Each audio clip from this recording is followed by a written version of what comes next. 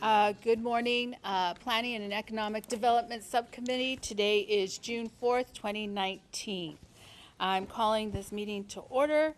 I don't think I have any call to, oh, I do have. Okay, this is going to be really good. As you can see, I'm getting older. I'll be turning 50 this year, so you can see my sight is Michael Venoy. Okay, it is, you have, where are you? I can't hear you. Okay, I'm calling you to the public. You have 2 minutes to speak. I think I'd be first. Well, it says call to the public, so. Call to the public. Hi, my name is Michael Venoy. Venoy. Venoy. Venoy. I live up in New River. I'm here because they're proposing a development by the Sonoran Preserve, and they want to change the zoning to 3 houses per acre versus 1. And we were told to get our voices out there early and hard in opposition to this. It's right next to the preserve. It kind of sets a bad precedent for the area right next to it. And I don't have a lot to say on it other than look at it really close. I know there's a master plan, which is kind of a utopia, but the master plan does say 1 house per acre up there. It's a traffic concern and so on and so forth. And please keep us locals in your minds when you guys have to make the decision to hopefully not change that zoning. Thank you. Thank you, sir. Thank you. Thank you for being active. Daniel Santilli. Hi, guys. Hi. Good morning. My name is Daniel Santilli. I'm with Save Our Sonoran Preserve. I'd like to address the committee in regards to the McEwen 480 PUD rezoning proposal along Sonoran Desert Drive. I'm strongly opposed to rezoning proposal, and I hope you'll take the time to investigate this proposal closely. The North Valley community is united in opposition to this development. The developer has asked for the removal of desert character overlay and the removal of S1 zoning on a parcel of land that is immediately adjacent to the Sonoran Desert Preserve. We all know that Phoenix is growing rapidly and that there's a need for housing. However, there's also a need to provide recreational space for current and future residents. Even in the 1920s, city residents recognized the need for rural recreational space and created South Mountain Park. The North Valley has a Sonoran Preserve, but the character of our preserve is under threat. The zoning established for the preserve was carefully crafted with input from the Phoenix Mountain Preserve Council to provide a gradual transition from the preserve to S1, 1 home per acre, and finally to higher density development. Removing S1 and the desert character overlay will result in a degradation of $300 million investment the city's made in our preserve. This is not good stewardship of city assets. The value of the preserve is largely in its rural character, which is protected by desert character overlay and S1 zoning in the master plan. What's next is a complete intrusion of more dense development spurred by this change and the precedent it will set. Can we trust you to safeguard the investment our community has made? A vote in favor of this zoning is a vote against the quality of life in my community. Our current zoning makes an effort to protect that quality of life and the character of the Sonoran Desert Preserve and the will of our community to have shared public open space. We say let them build in accordance with current zoning. No changes, no exceptions. I invite you to personally visit the North Valley as my guest and see the value of the preserve area as it is. It's worth protecting, and I extend that to offer to any one of you council members. Thank you.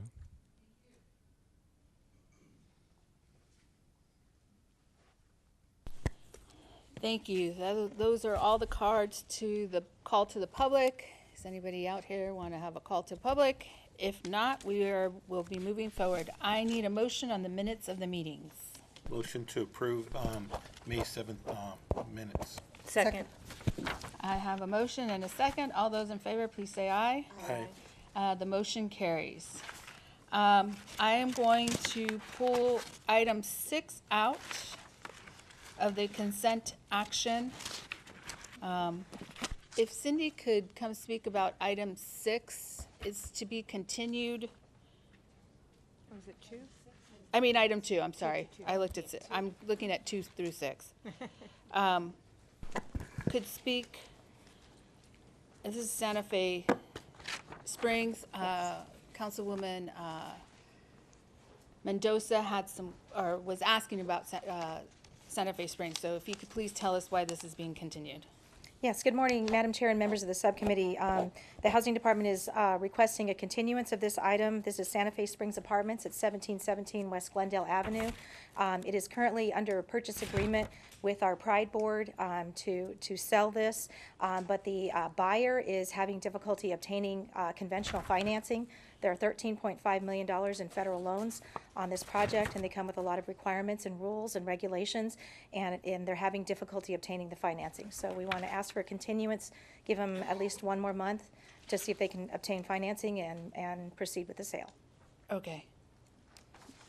I pulled it out. Do we vote on this and then we vote on the rest separate, or can I do the whole consent now? As long, Madam Chair, members of the subcommittee, as long as you request a continuance for item 2 to September 3rd, and then approve all the other items, you'll be fine. Okay, so, Mr. Chair, I have a go motion. ahead. Go ahead.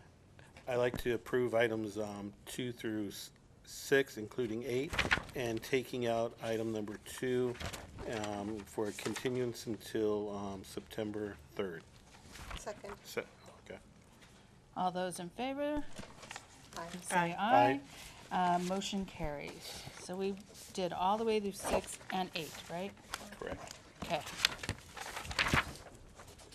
I have item 7 for information only. Does anybody want information on key Phoenix economic indicators?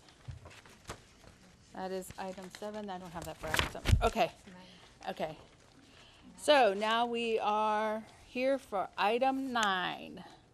Authorization to issue request for proposal for the disposition and development of the city-owned property at 723 West Polk Street.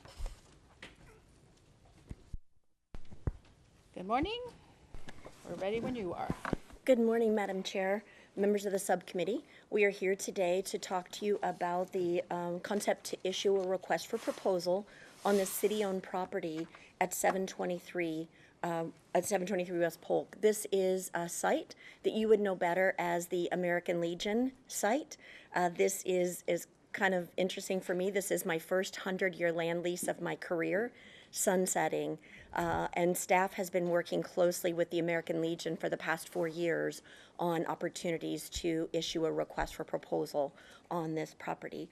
With me today is Zandon Keating, Program Manager with Community and Economic Development, and Gretchen Wolf, Program Manager over Procurement in Economic Development. I'd like to turn it over to Zandon to walk you through our proposal. Thank you, Chris. First, you may remember this site from October of last year. This was on CED's list of properties that we would be looking at over the coming year to be doing an RFP, and now we're back today to discuss some further details. So a little bit of background on the site. This is, of course, at the southwest corner of 7th Avenue and Polk Street. It is the site currently occupied by the American Legion, and as Chris noted, has been for about the last 100 years. It is a 1.68 acre site. It is within the downtown Phoenix redevelopment area, and it is zone C3 and within 2 overlays, both the arts, culture, and small business overlay and the Capitol Mall overlay. A little bit of history of the site and how it has been occupied over the years. This is one of the first 3 American Legions in the United States. There were 3 designated at the same time in the early 1900s, and this was one of them. The 99-year lease actually expired in February of this year. City Council authorized a 18-month lease extension to accommodate the Legion's request to celebrate their 100-year anniversary in the building, and of course give us some time to determine what our next steps are with the property. This is within a redevelopment area, so we do have to go through public bidding process for the site, which the city typically accomplishes through an RFP. The land was donated in 1920 to the city. At the time, it was just a house and some land. Over the years, it's been modified a number of times with some additions and other modifications to result in what we have today. At the end of that year, at the end of that lease, what was to happen was the Legion was allowed to take anything that they wanted off of the property, and the city was to take the land back and determine what the next steps were for the property. One of the themes that we've heard throughout our community outreach is historic preservation of the site. The property is not designated by the city's registry. There hasn't been an application that was developed for the National Registry. It was submitted to the state at the request of the Legion. It did not move forward past that, and it has not been submitted to the National Registry at this time. So one of the concepts that we've heard. Can you Yes. say that again?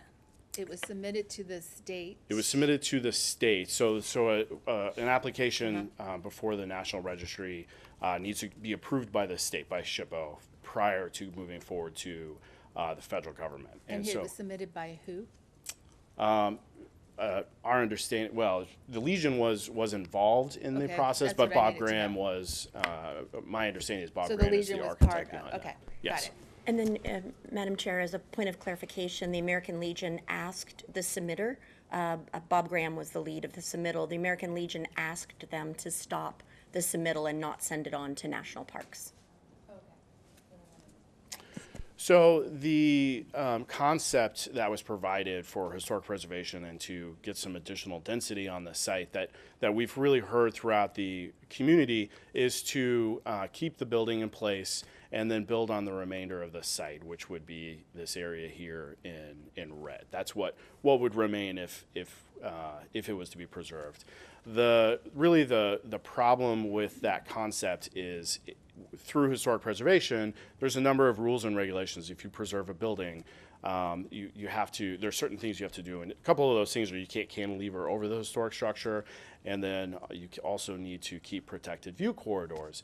And the reality is what that would result in is a buildable area really just on the north, because the front of the building is on the east side facing the majority of the parking area. And so what you end up with is, by our estimates, it's about a 9,000, 9,500 square foot piece that would theoretically be buildable in that case, which is, as I'm sure you know, just a little bit larger than a single family, one of our typical single family lots in Phoenix.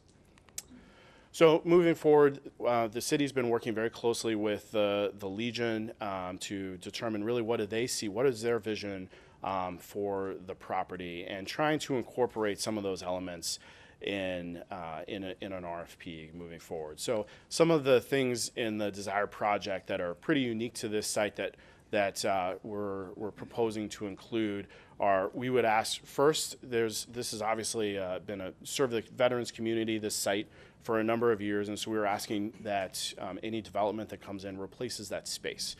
We can't tie that space would be used specifically for the American Legion, but we can ask that veteran services are provided on the site. So we were asking that within a mix of uses that there would be a minimum of 3,000 square feet for community service, support services for veterans.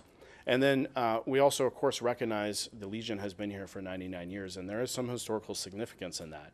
And so we are asking that an interpretive feature documenting the history of the Luke Greenway American Legion Post No. 1 on the site is included, and that feature is approved by our Historic Preservation Office.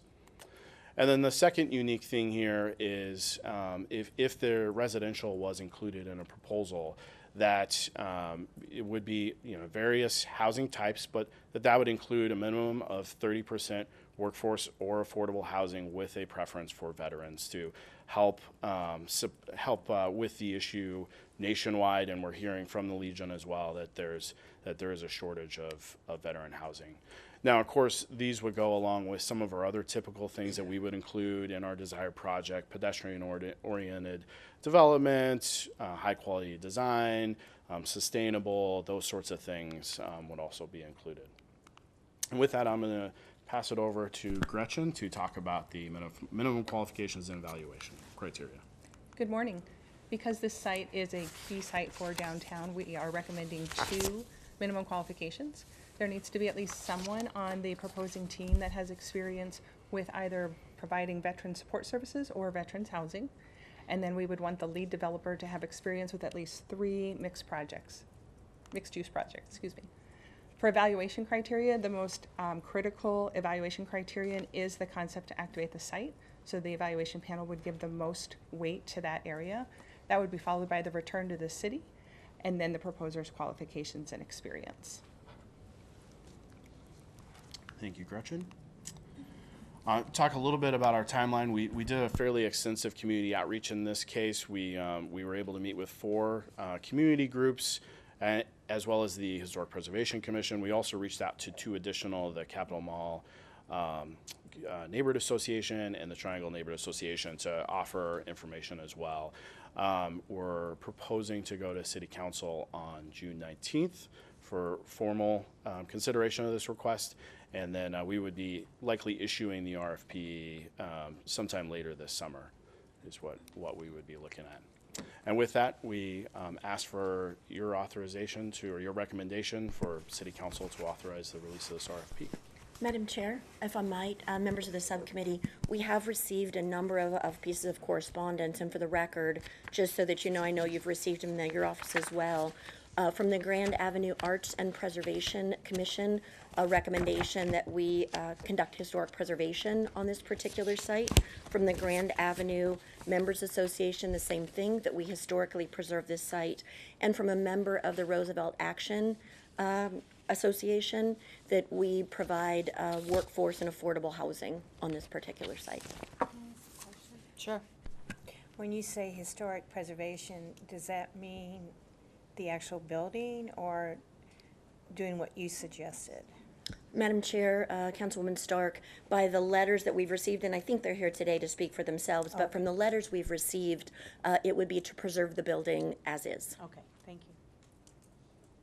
Okay, I have, let's see, request to speak for item 9, Joan Kelchner, then Beatrice Moore, and then Patrick Mays.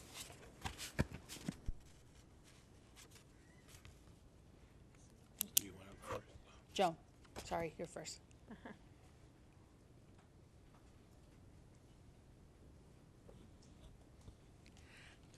Councilman Nowakowski, members of the subcouncil. My name is Joan Kelchner. I have resided in the Roosevelt Historic Neighborhood since 1984, and am currently on the RAA board, though I'm speaking for myself today because we did not take a vote on this on May 21st. It was not an action item. I did speak briefly also with Lisa Glow last night, who is the CEO of CAS. As you know, we were formed for the purpose of preserving our historic structure, our history of the downtown. But since 1984, one of the ongoing and chronic problems for the downtown neighborhoods is the problem of homeless and what to do with them. And this is becoming a very critical issue, particularly with the ongoing building of new apartments, the demolishing of a number of older, smaller units, and displacement of people. When I spoke with Lisa last night, she confirmed that last year alone they had at least 500 homeless veterans seeking help at CAS, and a shocking number of them are seniors. These are people who do not have alcohol or drug problems. They don't have behavioral health problems. They're simply senior, and they are being displaced by new development. These are people who could be your parents or your grandparents who are living out of their cars. This is a horrible situation, and we know with ongoing research and continuing discussion on this issue that the main thing that we need to do to deal with homelessness is providing housing. This particular site, the VFW, was initially formed with the goal of providing services for veterans.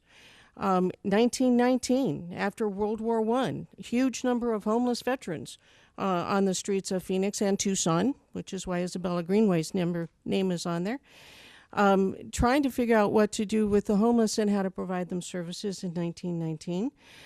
Those issues haven't changed today. They have the same problems. And what we need for the homeless now, for veterans, is housing. We need housing issues. We don't need 10 or 20 or 30% of this. We need this site to be housing. We need it to be 100% housing for veterans. For myself, in terms of the historic significance of the site, the significance is what they have been providing all these years, which is a place for services for veterans. The building in and of itself may be saved in entirety or maybe only a small portion of it, but the services they provide is the historic significance and the need that still exists. And the only thing that I see as historic that I want absolutely saved on the site is the flagpole, which has always been totally recognizable for downtown. Thank you.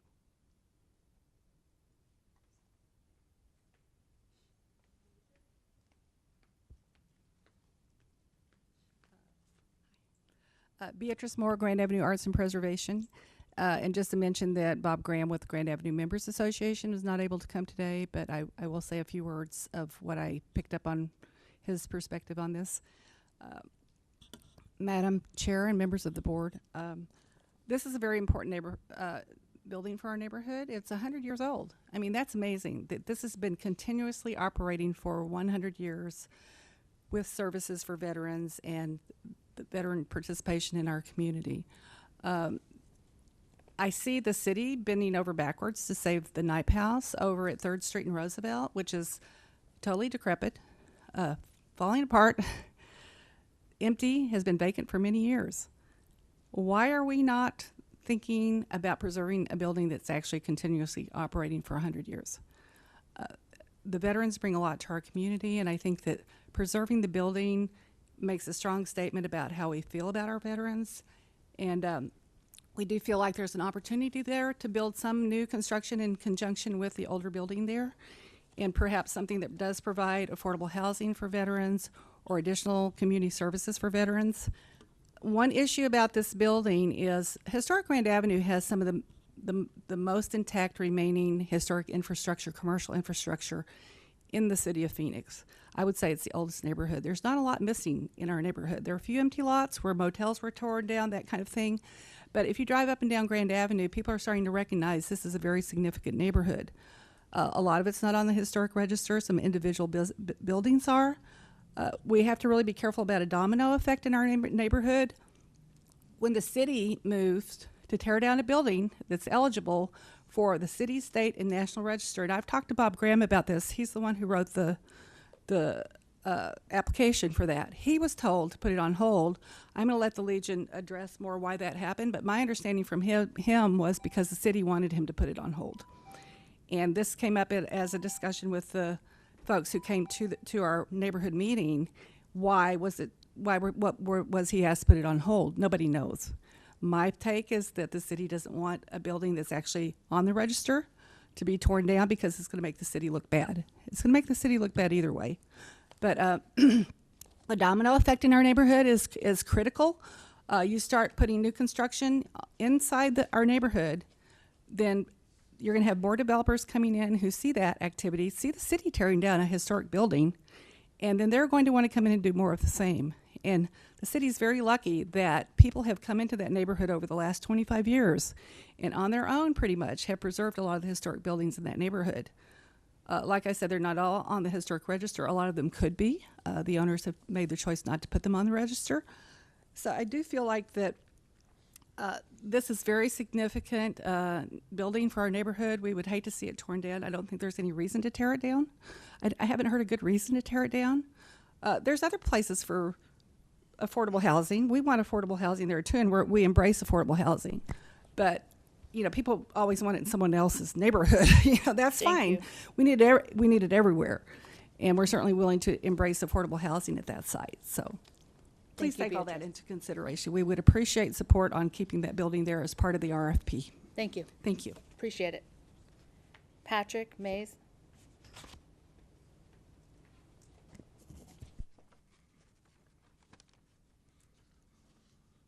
Good morning. My name is Patrick Mays. I am an Air Force veteran and past commander of Post Number 1. I've also been designated by the membership of Post 1 and their executive board to be their representative in terms of going forward with the development project. For 30 years, I have been an advocate for downtown historic preservation, having lived in the neighborhoods of Palmcroft, Roosevelt, and FQ Story. I currently live in FQ Story now. The American Legion, which is the largest veteran service and lobbying organization in the world, was established in 1919.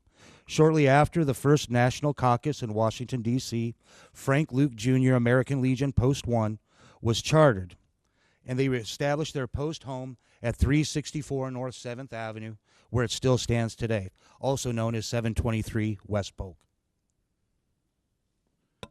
Boy, getting old's a pain.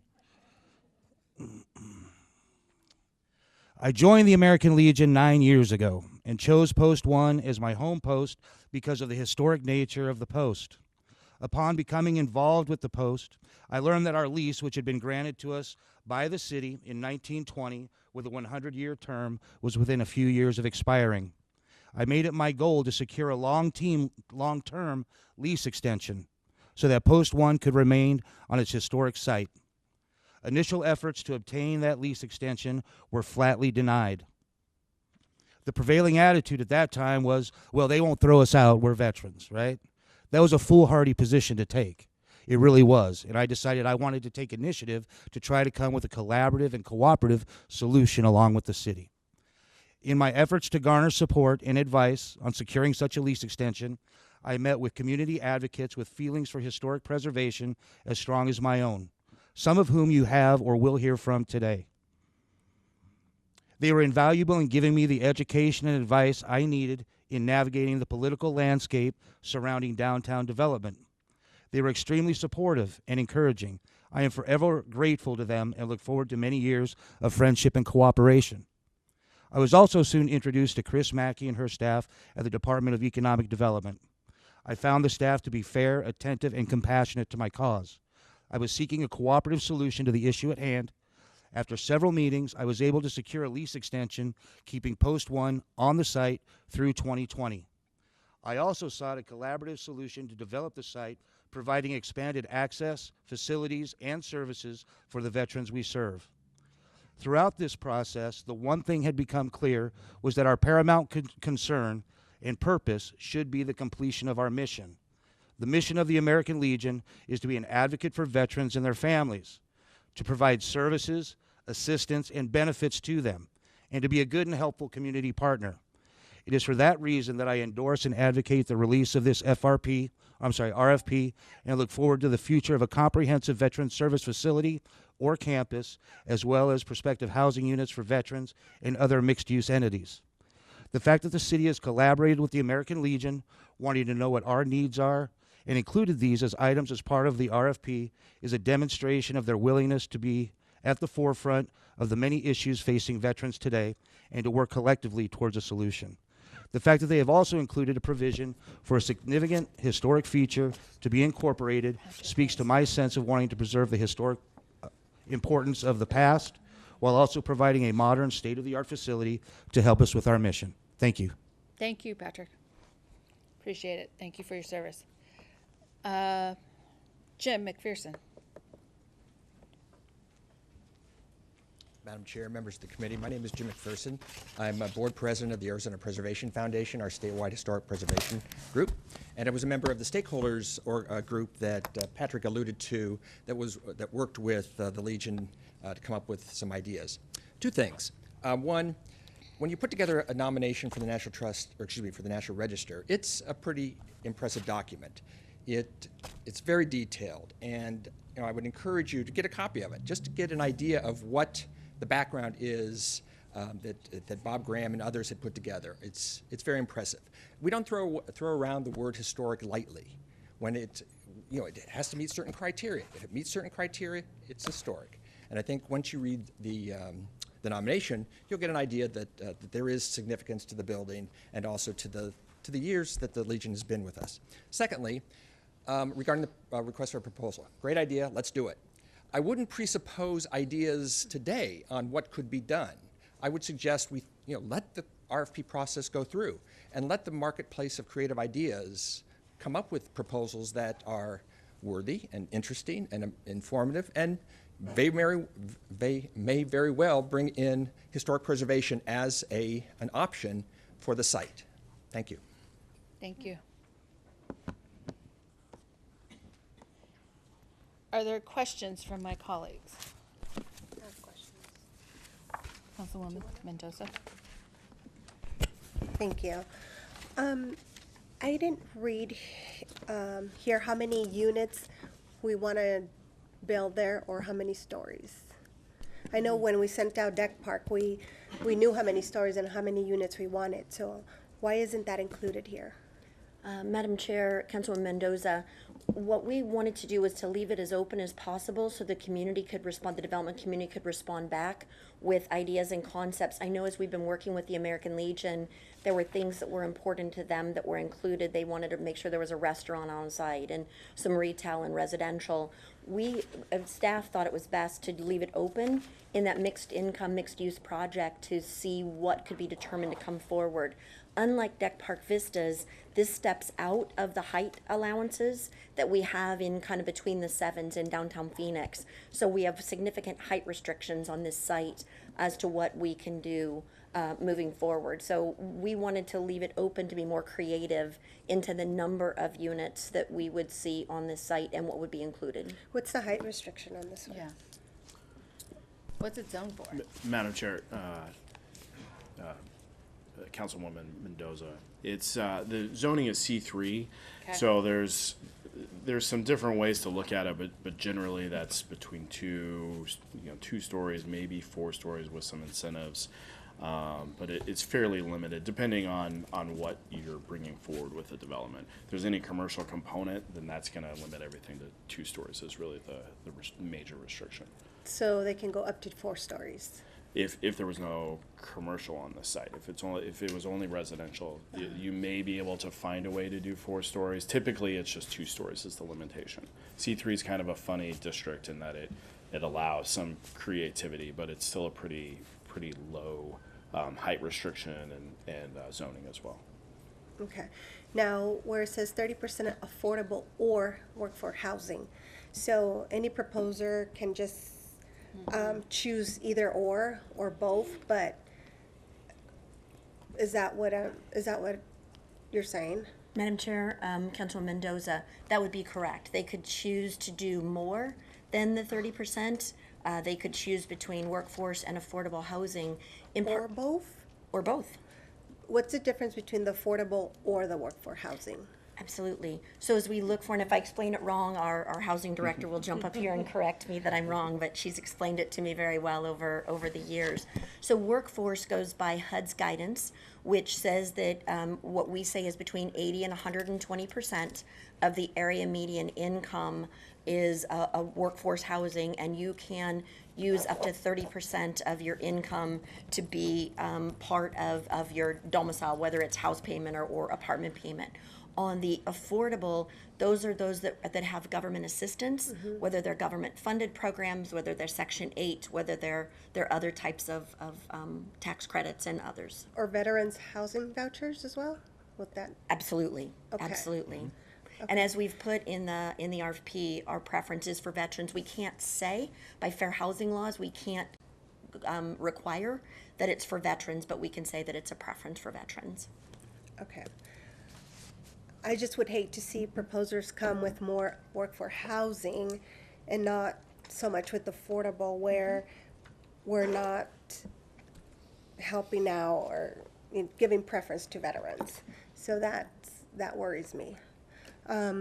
Also with the veteran services, I like to see also workforce connections there and after-school programs for the residents.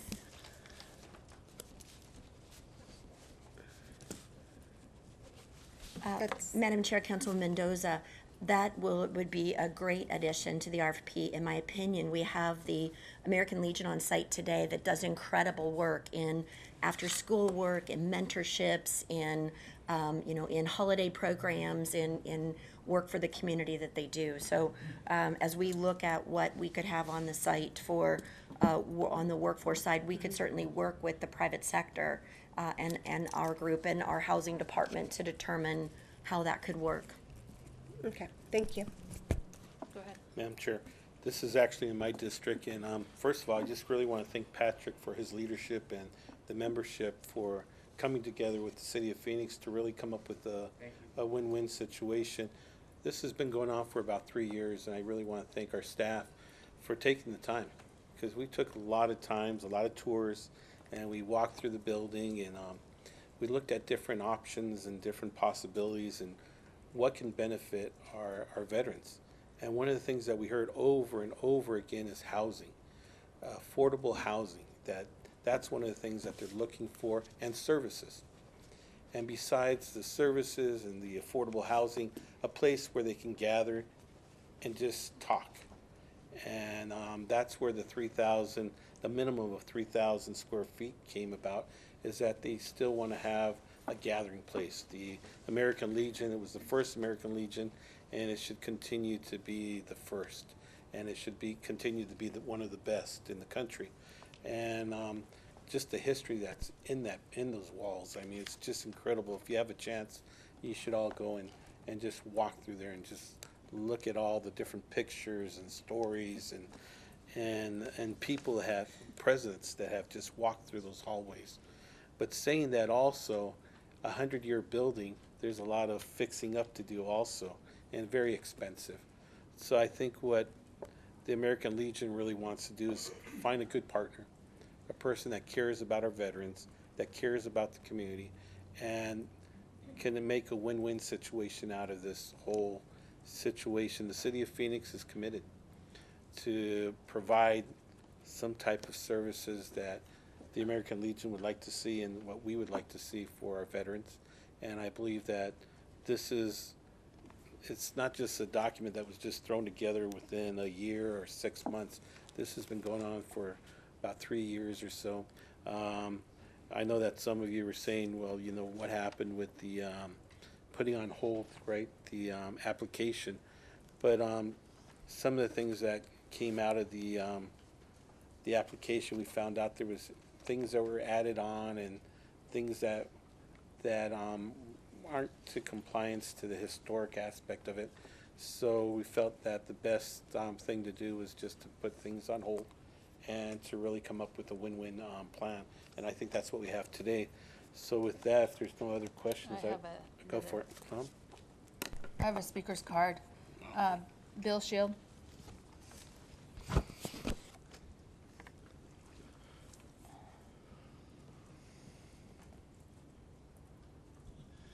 Good morning, Madam Chair and members of the subcommittee. Thank you. This is a really important piece of property.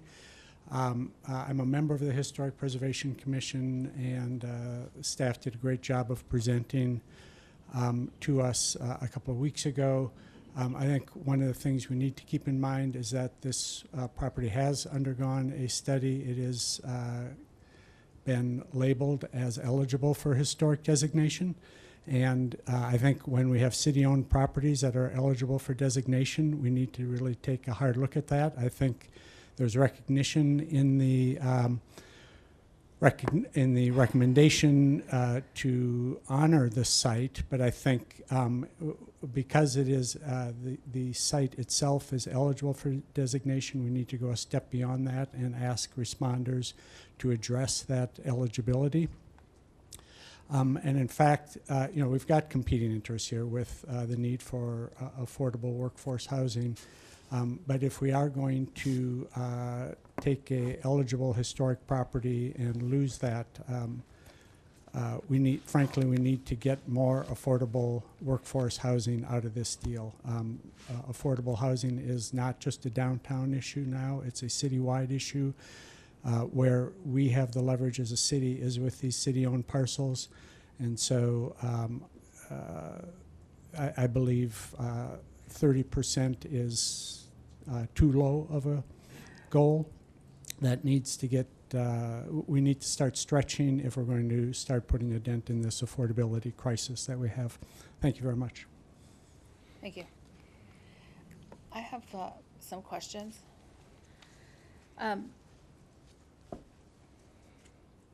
I have some mixed feelings about this property. in the sense that it is designated, or it's been 100 years designated to the veterans. There is strong history on this property. And what I heard, and please correct me if I'm wrong, what I heard was through the recommendation that this property is zoned C3.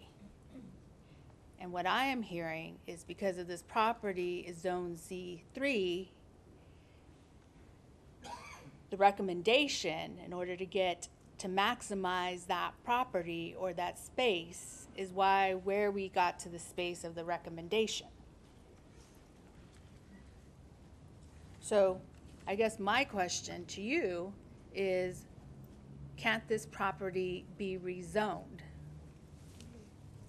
and be able to do what is possible and open it up of innovation to preserve a building, but also be able to have all the different elements that are being part of this RFP in the sense of there's still services. We preserve a building that we could put to life in the sense of services, after-school programming, all the elements that were just asked for. And we put the height that is needed in order for all of this to operate. Madam Chair, let's go back to the one that's the full slide. Do we have, yeah, that's it, I'm sorry, that's it. Madam Chair, so the zoning, and I'll look at Alan Stevenson, who's our planning director, in case I misstate. The zoning itself, as it's C3 on the height restrictions, we also have kind of land use restrictions in certain areas where we encourage height and we encourage density to take place. We absolutely could rezone this property, at council's direction, could rezone the property and take it out for other uses to allow additional height. Where our challenge comes into play, as you can see, the building sits right in the middle of the site.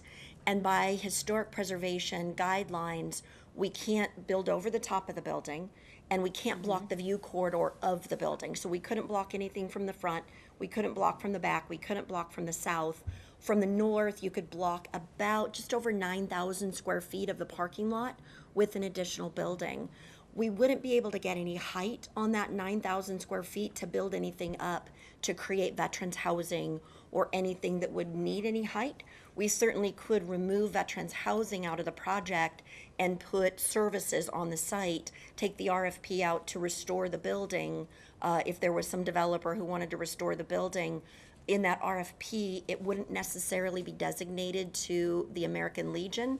It'd have to be somebody who could monetize their restoration of the building to be able to bring it back into its life. So what I'm hearing, and I'm just gonna be clear because we're making a major decision. What I'm hearing is that because we will say we would like to preserve the building, that a developer can't, in order for that to do, they have to be monetized. And so then we remove the fact that it's really designated to veterans. That's what I'm hearing. So if Madam Chair, and I never want to suppose what could be submitted on an RFP. There are people out around the globe who can do things that would be able to do that. As we've gone forward to look at the building itself, if the building were to be saved, someone would have to be able to monetize the building and all the money that would have to go into the building. They'd have to have a way to get paid back for everything that goes into the building. And we don't have a path forward that we can see where it remains in the American Legion with what they can afford and how an organization would get paid back for fixing the building. Okay, go ahead. Madam Chair, one of the things that you heard Beatrice talk about is that the whole, once we allow something more than 4 stories to go into this area, then that's going to basically set up a preference that we're going to allow everything down Grand Avenue to be 5 stories plus. So I think it's a happy compromise to, the max would be 4 stories, but we're really looking at a 2-story facility that would be workforce housing, affordable housing for veterans with some services in there.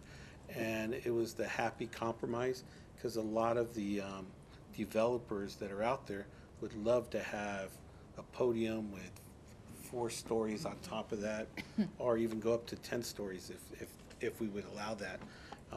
But one of the things that we want to do is make sure that we preserve the character of that Grand Avenue that they've worked so hard to preserve, the historic aspect of it. And we feel that this is the win-win situation where we can bring in some workforce housing and affordable housing, and at the same time keep the historic presence of the American Legion intact. I have another question.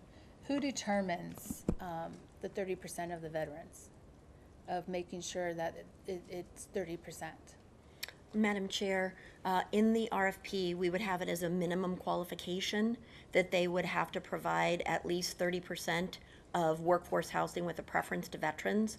That is Gretchen Wolf, who's our procurement officer, wouldn't even let it go into competition unless it met that requirement. No, but once I'm past the RFP. Okay. Who determines, how do you know there's 30% of that building with veterans? Great question. So as the council has given us such great guidance in the downtown RFP and others where developers have asked for a GIPLET in the downtown area, and you've said, we'll do this, but I want this many number of workforce housing units, we want this. We have an audit situation that takes place from our group where we will, on an annual basis, go in and we get a report from them where they list out the names, what their affiliations are, what their income levels are, how they fit that affordable or workforce level.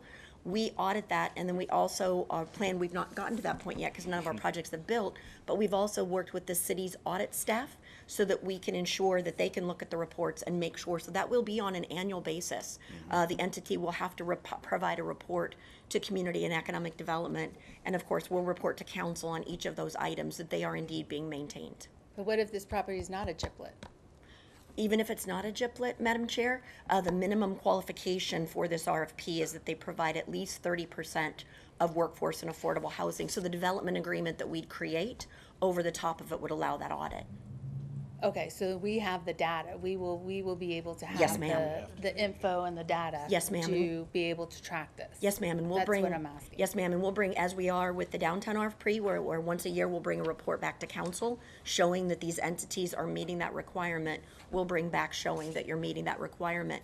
And what we'll have in the agreement is some, as I would see in my mind, is they would have to build it, and we would have a restriction on the property requiring that the only forgiveness through the recorded development agreement and the restriction on that property would be if the city ever forgave that requirement. So if someone else were to buy the property, let's say, and come forward in the future and say, oh, I don't have to have veterans housing because now I've bought it, we would actually put a deed restriction on the property that registered the development agreement that shows that that's required.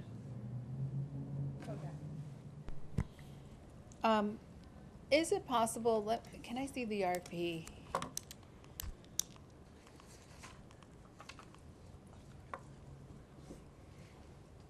The scores? The scoring? No, that's it, the second dot. I'm trying to see if it's possible within the RFP that the developer could preserve some elements of that building. So I think of St. Mary's High School that got torn down to have Arizona Center, which we probably should have saved it. And they saved certain elements on the well, they tore it, but St. Mary's took certain elements of the building and moved it over to their new existing building. So are there elements that we could save, like a wall, a frontage of that area, to be placed in that RFP? Madam Chair, what we can do is, so the things that are inside the building, the American Legion owns. And, No, I'm but talking. the physical structure itself, we absolutely could put in the RFP for the developer to analyze those structures and to do something. We can put that in as a something for the developer to look at as they move forward. We can figure out a way to get that into the RFP. Okay, because I think of Third Street and Third Avenue and Osborne and the Stewart Building. Yep. And how they preserved the building. Right. But we're able to build all the way around it and activate it. So if that's possible, where then the developer gets their ROI, I love saying that now, now that I've learned it, return on investment, I think there's a way we can preserve our history, but also modernize. And so I'm just looking at other win-wins of being able to do this. Madam Chair, let us craft some language working with Michelle Dodson, Historic Preservation, and come and visit with each of you prior to this moving forward. Should you choose to move it forward to formal council, let us bring some language forward to you that we would incorporate in the RFP to allow that to happen on the building itself. Okay, and then I want to look at one more slide real fast. Which one? I think it's past that one. What does it mean, experience providing veteran support services or veteran housing? Because I could be a veteran and say I have that experience. What is it that you require and for that to be satisfied? Madam Chair, I'd like Gretchen Wolf to answer that question. So we intend to write this very broadly so that we're not determining what's going to happen there, but we want someone who can document that they have experience either developing veterans housing or providing support services for veterans, so that we know that that experience and perspective is going to be incorporated into the entire development. Okay, got it. All right, do you have a motion? Oh, yes, sure. Could you show the slide with the blue square?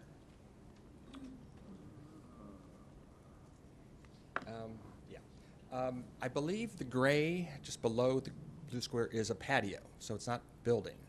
And then the square to the kind of the corner, in Bob Graham's review of the property, that was an addition that would not be a part of the designation. So really, the blue square could be a little bit larger. Yeah. If that could be checked and reviewed. Okay. Certainly, we'd be happy to. Okay, you have a motion? You ready? You know, one other question, when we talk about veterans vouchers, are we allowed to allocate veterans vouchers to different sites? I'm not sure if that's legal or not.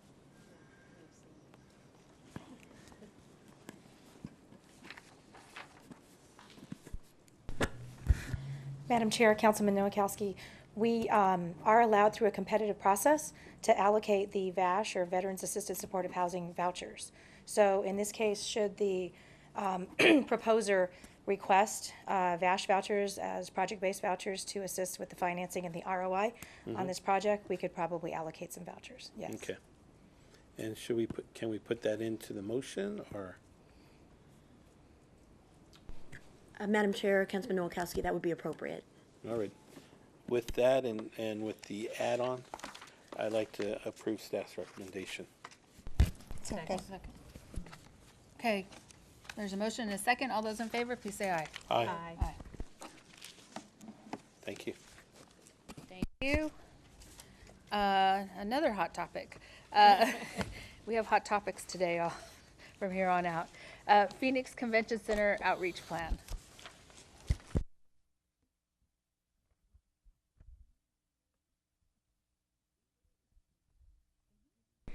Good morning, Madam Chair, members of the subcommittee. I'm back again.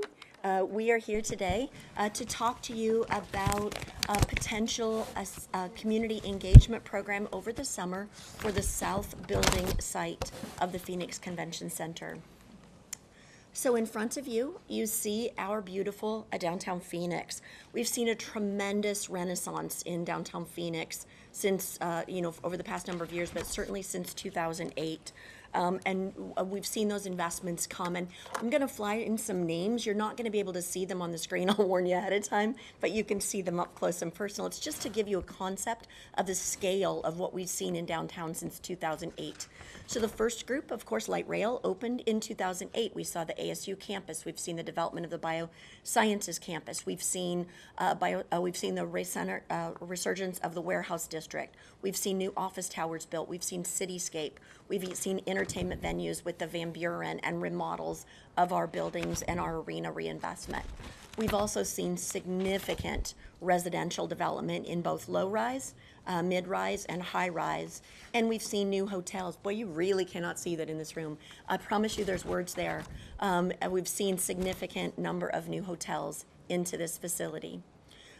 Part of that investment and renaissance was in the investment in our visitor infrastructure, which has been part of the critical revitalization of downtown Phoenix. First, we'll look at our north and our west buildings. Phase 1 opened in 2006, Phase 2 in 2008. That was a $600 million investment by the City of Phoenix and the state of Arizona, bringing about 2.4 million gross square feet and 730,000 of rentable square feet of new space into downtown. We also have our south building, which is opened in 1985. It's an older building. It sits on about 9 acres, has 286,000 square feet of gross square feet and 143,000 of rentable square feet. If we look at our South Hall, it has direct revenues to the city of about $2 million annually and operating expenses of $1 million annually. We see an economic impact between $750,000 and $1 million a year. You'll see that that's actually less than the North and the West Halls, and that is because of the local shows that we attract into this building that my colleague will talk about shortly. But it's a very busy building. We see 218 days of programming a year in the South Building alone. We see 86 hosted events in the South Building, and we see 172,000 attendees annually in our South Building. In front of you, you see some of the larger shows that take place in that building.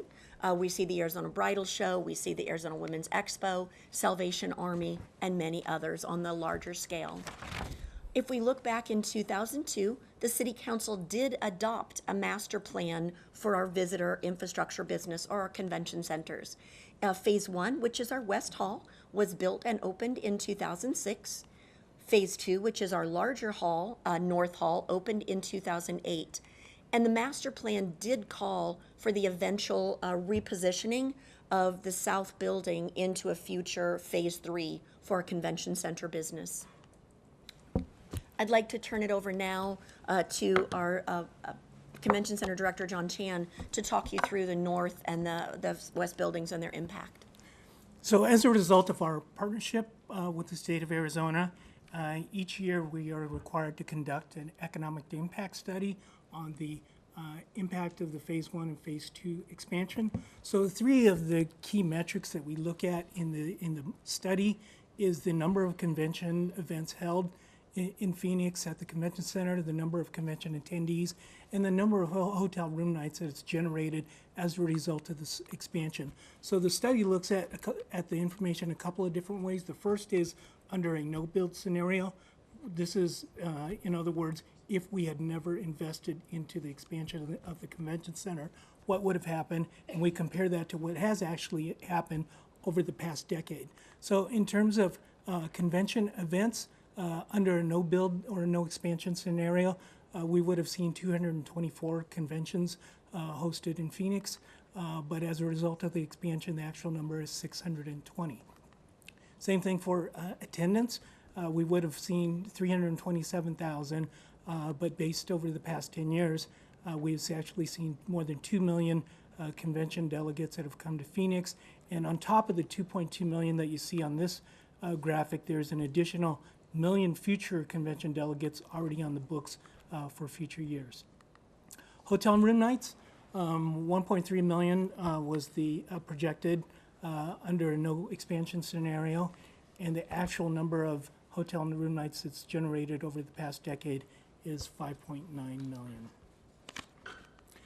So as a result of this economic activity, has resulted in more than $2 billion in direct spending and $186 million in direct revenues to the state's general fund. So the other thing, as we contemplate the future, we look at the competitive landscape of convention center activity around the country. And this graphic just gives you an idea of all the recent expansion projects that have either been completed or are under construction or have been announced. So as you can see from this slide, it's a very competitive market. We compete against these cities every day to attract new convention business and mega events into Phoenix.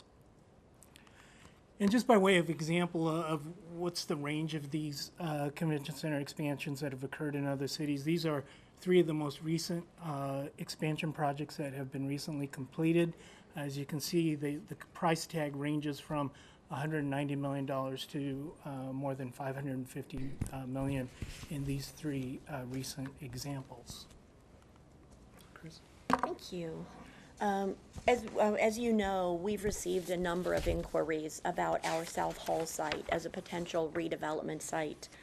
Downtown has become a destination location for quite a number of companies, residential opportunities, hotels, and others over the past few years.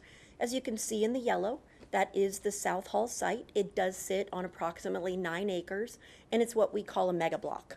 It's a block that is not permeable. It doesn't allow, invite people in to move through that particular block. When we look at South Hall, it's become it's an aged building, and it's underutilized in what could maybe happen on that particular site. In the terms of drawing national conventions, we do see our national convention activity drawn into the north and west building, but we do see significant local activity in the south building. As you know, it is prime real estate, which is why people are calling us and interested in what the city owns, which is what's brought us here to you today, to ask your guidance and direction on putting together a program to give council information, details, and community input on what to do with our South Hall site. So what we are proposing to you today is, first, staff would have a lot of questions to answer for you. We need to gather data. We need to answer questions that you have posed of us and that others have posed of us. Staff is proposing we spend the summer gathering that necessary data and come back to you with next steps in the fall so council can give us guidance and direction on what you'd like to see happen next. What that data would include is, as John was talking about, what's our local competitive, what's our market capacity, what would be the economic impact, and what would be the cost, and where would the funding come from if we were to choose to move forward in the future with something on this site. We would propose that we work in partnership with our community to gain those answers, whether it is Visit Phoenix, our downtown hotels who would have a tremendous stake in what would happen on this site, our universities and other community stakeholders and others to gather the information that we would have to come back with you in the fall. Second, kind of as you're used to seeing economic development, we do a lot of community outreach and gain community input and see what our stakeholders think to bring back to the city council. So as we do with our RFPs, we propose that we handle South Hall the same way. We'd propose that we go through a myriad of meetings over the summer, being with our downtown stakeholders, Downtown Phoenix Inc., our university partnerships, our cultural stakeholders in the area. Also our community stakeholders. We've heard today from our Grand Avenue Arts and Preservation Group as well as our Grand Avenue Members Association. There's also communities that surround downtown, our Central City South, our Grant Park neighborhood, our Central City Planning Committee, East Lake Park, Garfield, Downtown Neighborhood, Evans Churchill, and others. We'd propose that we meet with all of the hotels in downtown and gain their input. We'd propose that we meet with the convention center users that use the South Hall today and see how this would affect them and what their thoughts are on this. We'd also propose this is not a downtown South Hall site for the downtown community. This is all of our citizens' building. So we'd propose that we have council district meetings in each of the council districts and 2 community-wide meetings to gain community input into what we would move forward. Overall, approximately 25 community meetings over the summer. The agenda we would propose would be to provide a description of the South Hall and then consider options. And those options could be remain as is with no timeline for future development, go out with an RFP to consider redevelopment of the site, whether that is full site development with no future south building, leave a portion of the site for a future south building, or the developer constructs a new south building with the city on part of the site as part of a public-private partnership. Retain the site and plan for a future expansion of the south building. But most importantly is listen to input and answer questions from the community. And then come back to City Council at your September meeting with information that we found from the community. So staff's recommendation is that the subcommittee give us information to move forward to a community stakeholder and information gathering session over the summer, and come back to City Council in September in regards to a potential RFP on the site. Councilwoman Stark. Thank you. As part of that recommendation, would you craft a potential RFP for us to review as one of the options again? So if there was indeed an RFP and we decided to go forward with that, how long does it take you to get an RFP out on the street, and how long does it take for people to respond in a meaningful way? Madam Chair, Councilwoman Stark, once we have the guidance and direction to move forward on a request for proposal, it typically takes us, Gretchen's not up here, she can't hit me anymore. It'll typically take us about 45 days to craft an RFP. And then, and bring that forward to City Council for your guidance. So if your direction was to, over the summer, spend some time crafting options, a menu of options in an RFP, that we could then bring forward to City Council based on the community input, as we're gaining community input over the summer, based on their feedback and the data we're researching, we certainly could work towards that menu of options. And the reason why I ask that is this is an opportunity zone, so would that have any effect? Because I know the longer you wait to take advantage of an opportunity zone, you lose some of the benefit of it. Would that play into this at all? Madam Chair, we would work diligently to, should the council give us the direction at your September meeting to issue a request for proposal on this site, we certainly could be very nimble in the responses we've heard and respond to all of the market forces that are out there to guide us forward. All right, thank you. So I'm glad we brought up the opportunity zone, because what I would like to know about the opportunity zone, Chris, is we had talked about it a lot at the last meeting, and I wanted to know, we have 45 opportunity zones or I don't know, please explain. Madam Chair, we have 42 opportunity zones that are here in Phoenix. And if I could give the council a quick compliment, yesterday Joseph McEwen, who will come up later to talk about opportunity zones, and I were on the call with a national organization yesterday. They commented that on a national basis, other communities are looking at Phoenix's opportunity zones as to how well they were crafted and how well they were thought out. And of course, this council was intimately involved in the creation of and selection of our 42 opportunity zones out of our 182 eligible. So I wanted to take a chance to congratulate you on your selections. As we look at opportunity zones, it's a program that was created as part of the Tax Act of 2018. And that program does allow for benefits of capital gains on other real estate investments that invest into a new opportunity fund within a timely manner. So from the time of a capital gain, you have 180 days to place it into an opportunity fund. And should you choose to place it into an opportunity fund, you can receive a 15% forgiveness on your original capital gains, a 10% forgiveness, or a 7% forgiveness? 5%. Joseph is looking at me, nodding his head. Forgiveness on your capital gains.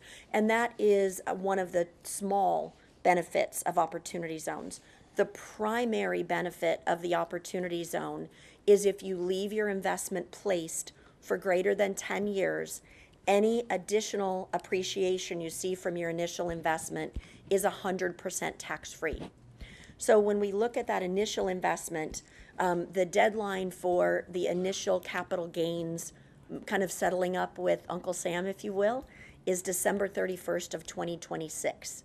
So from your initial investment, any benefit that you're going to take off your first capital gains, not your profit, but your first capital gains, it has to be settled up with Uncle Sam by December 31st of 2026. And so that the greatest benefit that's received would be an investment that's made before the end of this year. It does not mean that's your primary benefit, but it does mean that it is to see the greatest benefit, it would be made by the end of this year. So out of these 42, is that what you said? Yes, ma'am. 42, how many of these groups or this collective have invested in opportunity zones in the city of Phoenix? Madam Chair, there are 24 opportunity funds that have formed within Arizona. There is just recently last week, and we've not been able to confirm it with them, it was in the Business Journal. One fund did talk about in the Business Journal about making a placement in Phoenix, that they would be making a placement in Phoenix here in the fall. Joseph, am I missing one? Good. Our expert on our opportunity zones. So there's been one that has considered, we've not spoken to them directly about a placement they would make on a national level. To date, very few funds have made any placements, and the reason that they haven't made their placements yet is we're still waiting for final guidance from Treasury. They have begun to hand out their rules. The next set of rules is due, as we understand it, on July 9th. Okay, got it. Thank you. Yes, ma'am. Any other questions? Anybody have a motion? Or I'll move to request that we recommend City Council approval to conduct the community engagement plan, seeking input for possible expansion, and possible RFP, if I can put that in, and redevelopment of the. Thank you. So let me understand this. We're doing 25 meetings, and you are to write an RFP as we're doing 25 meetings? Or what are you doing? Madam Chair, as I understood what Councilwoman Stark requested, is as we are going through the community meetings, we'll start to craft a menu of options that is outcomes of the community meeting, that when we come back to you in the fall, that we would have some options for you to consider at your meeting with input from the stakeholder engagement process. So not to craft an RFP to come back in the fall with, but to, yes ma'am, to come back with their thoughts from the data and the community outreach. Well, yeah, I mean, that, I would expect that, but. Okay, got it. I'll second that. There's a motion, there's a second. All those in favor? Aye. Aye. Thank you. Okay, this is yours. CMAX property plan? Oh, yeah. I gotta go to that one.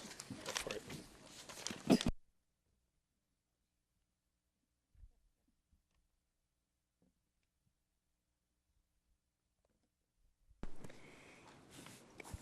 Good morning, members of the subcommittee. Alan Stevenson, Director of Planning and Development, and I are here to talk to you today about a prime property that is located here in the city of Phoenix. Councilman Nowakowski, at our last meeting, you asked that we come forward with an update of what's happening with the CMAX property. So just by way of background, this is a property that is located on Central Avenue. It is along just south of I-17 and just south of the river. This is a prime redevelopment property in both of our opinions, and it's near multiple transit options along Central Avenue, 7th and 7th Avenue. If we look at the use of the site, and you'll see in front of you, these are all of the properties that we have. It's approximately just about 115 acres in size if you look at all the properties, and it is privately owned by CMAX. CMAX on the site has produced ready-mix concrete and aggregates for the construction business for quite some time on this property. If we look at the 17 parcels in total, these sites historically have been mining properties. We went back in aerial photos, as far as we could go back on the county assessor's site and could see mining activity on the site back into the 50s and 60s and 70s. If we look at these parcels, the primary property is south of the Rio Salado, north of Elwood, between 7th Avenue and Central Avenue. The property that's on the north of the Rio Salado was reclaimed already, but it was reclaimed with landfill debris, with construction material debris, and landscape debris, and would need to be excavated in order to build on it. And the property on the west of 7th Avenue is a smaller property in size. I will now turn it over to Alan Stevenson to talk you through the community planning efforts that have taken place as part of this area. Thanks, Chris. We're going to first start off talking about the current planning effort that's there, and that's the South Central TOD plan that we are working with a group of council-appointed folks who own property, are residents, and stakeholders in that area. This planning process is made possible by a grant from the FTA that began in 2018. It's organized into really kind of three efforts, where the current conditions assessment, who are we, what's happening in South Central today, what do we want to be, the vision for the future, and then implementation, how do we get there. This follows a similar format that the city used for our walkable urban code development and our TOD transit plans for the other portions of the light rail, like East Lake, Midtown, Uptown, all those areas. You can see on the little graphic on the side of the screen here, the planning area really is between the 7s, and the light rail line is shown with the purple right there in the middle. This particular effort builds upon some prior planning efforts that were in the area, one of which is the TOD Transit-Oriented Strategic Policy Framework, and that was an effort that the mayor and council provided guidance on what will be the height in some of these key corridors in terms of place type. And so this particular site was CMX site was a medium urban center, which is 2 to 6 stories with a potential bonus up to 10 stories as part of that adopted council policy. These efforts with the steering committee will continue into early spring of 2020, when we'd expect to bring recommendations forward to the mayor and council at that time. This, of course, builds upon prior efforts down in this area, which really centered around the Rio Salado effort. And thanks to the efforts of former Congressman Pasteur, and now being taken up by former Senator McCain on his behalf, is efforts to revitalize the Rio Salado. But the city had some very early efforts in this area, dating back to early 2000, when we adopted the Beyond the Banks area plan, which governed this whole area in purple, really Broadway up to I-17. You can see the Salt River in the middle. The CMEX site, the primary one that Chris just mentioned, is right in this area here. And so you can see that it really benefits from some significant public investment that has happened over time with the improvements of the Rio Salado that's been done there, but then also now with the South Central Light Rail extension, it really is an excellent redevelopment parcel and candidate. And the Beyond the Banks plan is something that envisions that area having a mix of uses. It is probably not as much residential focused as we would like to see going forward with the South Central Light Rail, to have more of a mixed use with that type of activity, less of a Commerce Park type of mixed use, which was part of what was envisioned with the Beyond the Banks plan, which, as I said, happened in 2003 kind of time frame. The zoning today is really what governs what may happen on the site. And so that zoning for the north is A1, the RSIOD is Rio Salado Interim Overlay Zoning District. That was an overlay that was put in place as a response to the Beyond the Banks plan, and a way to ensure that the city was getting a better and higher quality of development down along the banks of the Salt River.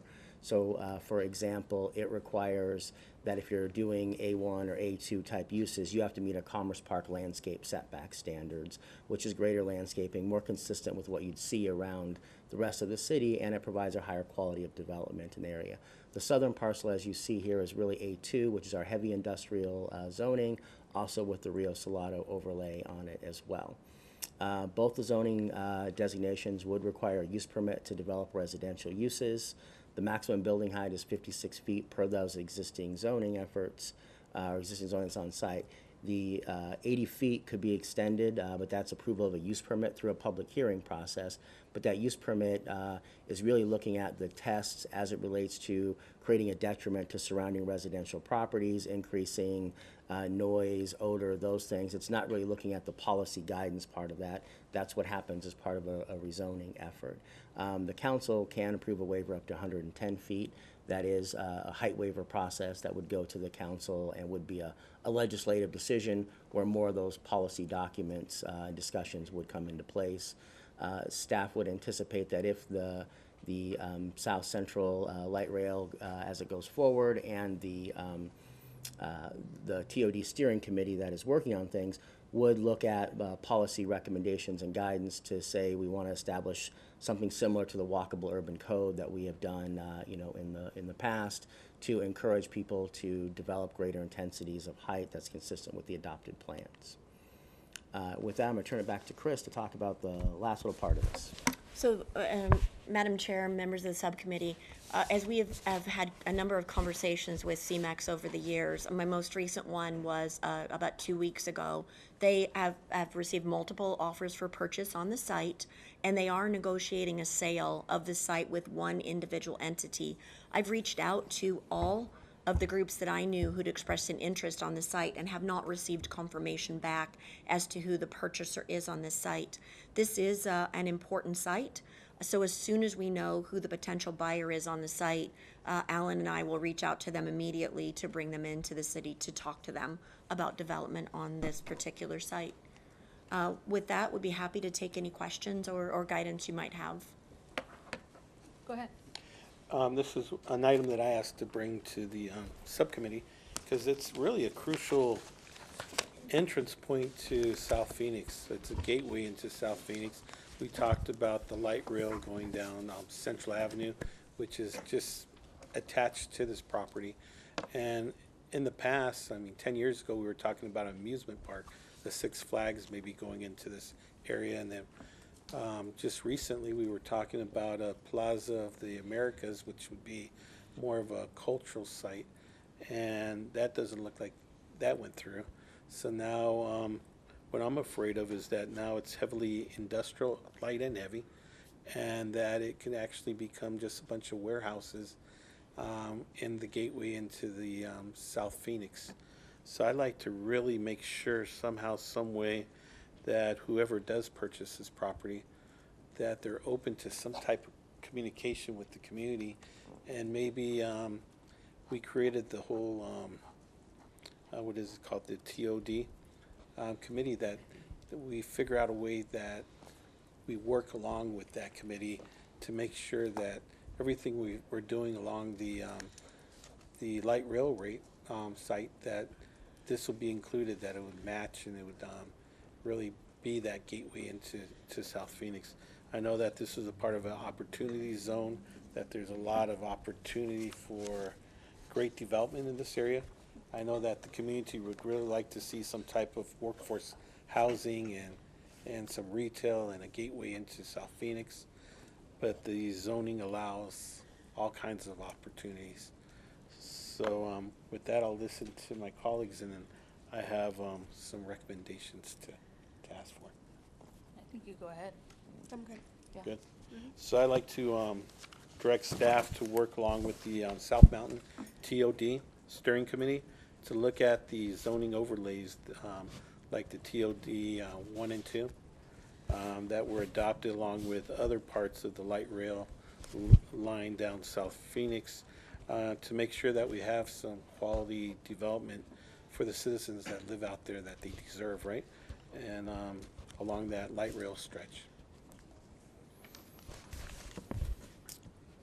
Madam Chair, Councilman Nowakowski, we will certainly take that to the South Central TOD Steering Committee. That's the group that you guys appointed to work on those issues. All right, thank you. Thank you. I am going to move item 13 up, East Van Buren Opportunity Zone, because Chris, it's you, and so I might as well finish this whole segment and then finish up with e-scooters. So, item 13. I've warmed the chair up. Now Madam Chair, members of the subcommittee, we are here today to talk to you about opportunity zones on East Van Buren, the East Van Buren corridor. This item was requested by Councilwoman Mendoza to look at the East Van Buren corridor's opportunity zones, particularly in relating to city-owned properties. With me today is Joseph McEwen. Joseph leads our research department with Community and Economic Development. Joseph? Thank you, Chris. Good morning, Madam Chair, members of the subcommittee. I know we've talked about opportunity zones a bit today already, and as you know, we've been before you in the previous meeting talking about the program, but we wanted to give you a brief overview again today. So as Chris mentioned earlier, essentially what the program is, investors with capital gains can choose to invest that money into what are called opportunity zones. To do so, they must form an opportunity fund. They can then take that money and invest it into what is called an opportunity zone. The hope of the program is that this would spur additional community investment. We have built a web page on our website that has this information, links to additional resources, and an interactive map of all of Phoenix's opportunity zones. It has been found useful to plug in a property address and see if it falls within an opportunity zone. Also, as Chris mentioned earlier, there are a couple tax benefits associated with the program. The first being if an investor chooses to take their capital gains and put it into an opportunity zone fund, they defer having to pay taxes on that until December 2026. So that's the first benefit.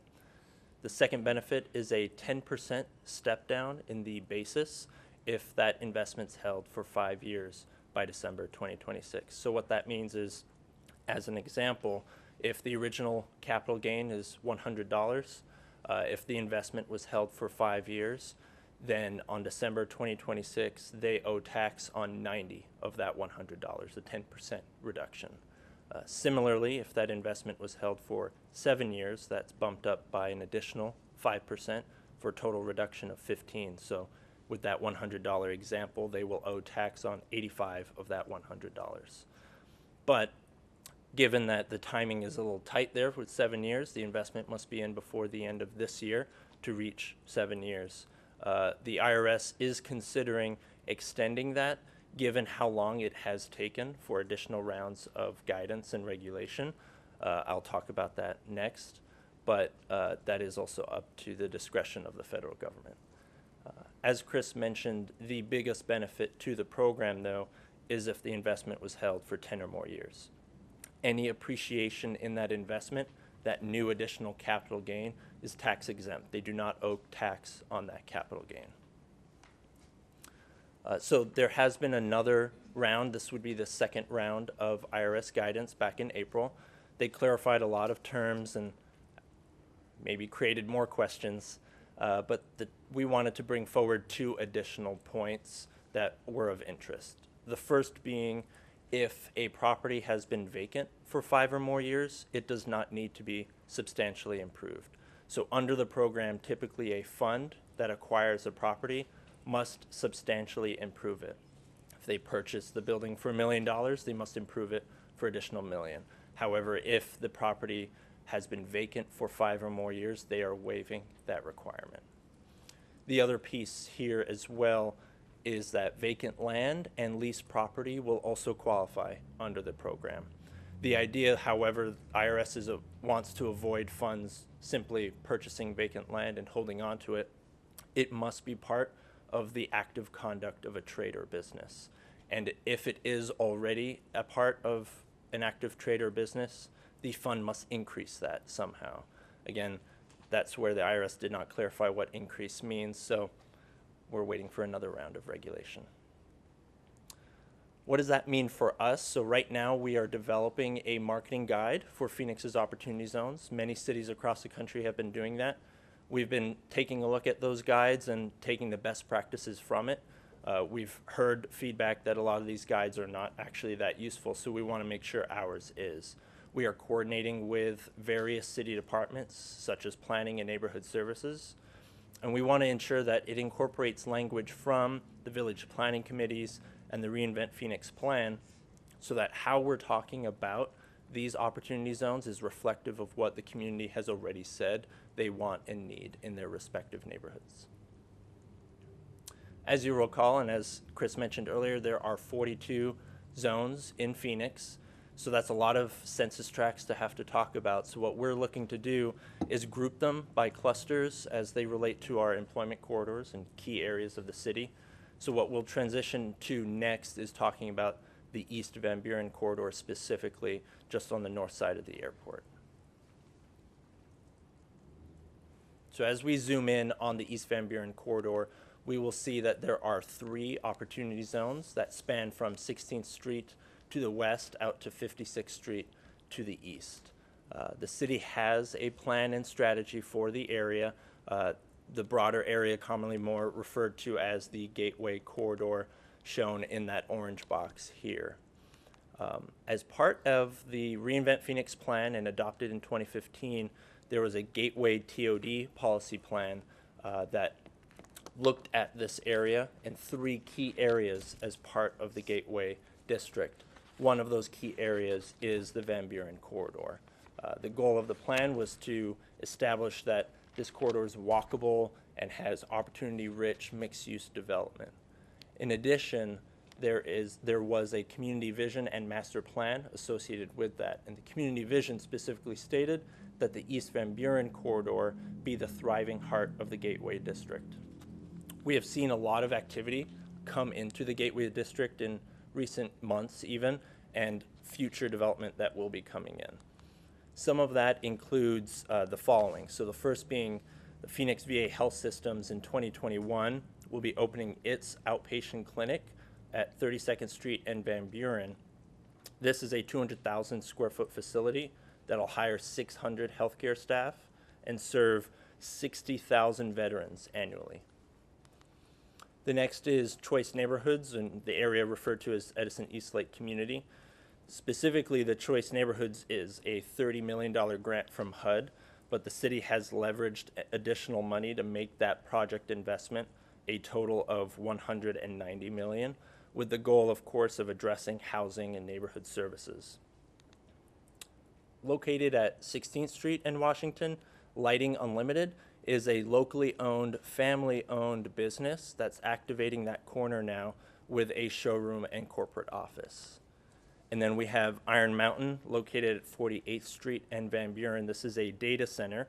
The first phase of their expansion, a 550,000 square foot facility, is just the first phase of their $430 million investment. As we talk about opportunities for future development, we wanted to bring forward and show you a map of the city-owned property in the area, and then just to show you how that overlaps with opportunity zones. So there is significant overlap, and I'll refer back to the IRS guidelines that now allow for leased property as part of the program. At the direction of Councilwoman Mendoza and Council District 8, we held recently a business corridor update meeting in April as we look to increase the development that's coming to this community and address any questions and concerns that the business community and residents had. So we had about 50 attendees.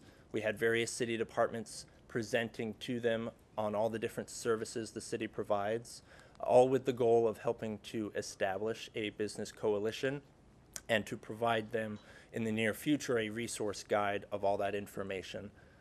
We're excited for what else could come to this district, and we look forward to any questions you have. Madam Chair, members of the subcommittee, since our Business Coalition meeting, we've received a number of calls from the attendees that own their property that surround the area with explicit questions about opportunity zones and funds and how they work. So the presentation we did for them on opportunity zones, I think, really engaged them and brought them some new information that they weren't aware of. As Joseph was talking about, the 2 new guidances that we received after the meeting, those properties that have been vacant for 5 years and how they have to improve, and or lack of having to improve, and the now the ability that land leases can participate in opportunity zones was beneficial to those members that attended. So I want to thank you for allowing us the opportunity to meet with them. Any questions? I do. Okay. Well, first of all, I just want to thank you all for giving us the report. The last 3 issues were really about opportunity zones. And what I'm excited about is that this is a tool. It's just an incredible tool for the city of Phoenix. It's sort of an incentive that we never had before to give out to developers and future projects in the city of Phoenix. Since 2008, we've been working really hard in District 7, and just within the downtown area and throughout District 7, we've had about 8 new hotels since I've been in office, and we've had about 23 projects for housing. Just incredible, but it takes a lot of hard work. And one of the things that we are competing against all these other cities, and one of the things they always ask us is, what kind of incentives y'all have? And that's where we fall short as a city. But now with these opportunity zones, I think we have some great properties. We have some great locations in the downtown and every district that we can really take advantage of it. What I like is, how can we use that marketing guideline for the opportunity zones and really take it out on the road? I mean, we have 22, I think you said 22 firms, or 24 now? 24 that were formed here just in the state of Arizona. Have we talked to all 24, and have we given them a tour of all of our sites? And maybe what might be a great idea is having some of the council members from each of the districts approach them and kind of sell our own districts, and trying to get these properties with some great programs that we can basically get in the pipeline before December 31st. So that's just, thank you so much. Madam Chair, Councilman Nowakowski, Joseph and I have been out meeting with the funds, the local, working our way through those local funds. I think it's a great idea to bring the offer to the council district to attend with us, so that you can talk specifically about opportunity zones and what your community's looking for there. To your point, I also think that it's a great opportunity, and we've been working on our strategy to market to the national opportunity zones. A new national organization of kind of a membership organization of opportunity zones is just forming, and we are slipping in as one of the initial members, so that we get the greatest benefit to all the people that have opportunity funds. So to your point, it's on the local level, wonderful, and we also think we on a national level be marketing this program. And the other thing is, I want to give kudos to the Downtown Phoenix Inc. for bringing together a coalition to look at our homeless situation and affordable housing and workforce housing in the downtown area. And this is a great opportunity for us to really market some of our city properties to do that, where individuals can take advantage of this opportunity zone and really create workforce housing, and it'll be a win-win for all of us, because with this advantage there, this new tool that's out there, we can really look at ways of being creative of how to get more workforce housing, especially in the downtown area, and where individuals really work in the whole government, what I would call the government corridor, where you have hundreds of thousands of people coming into downtown Phoenix just to work at the state, county, city, and even in the downtown area. So I really like you all to maybe work along with our affordable housing, and maybe we come up with some type of a plan, thinking outside the box, how we can use this opportunity zones that, while we own the property, how we can even give a bigger incentive out there, right? Madam Chair, Councilman Nowakowski will definitely do that. Thank you. Thank you, Chris. Our last item is another hot topic, e-scooters downtown pilot program update.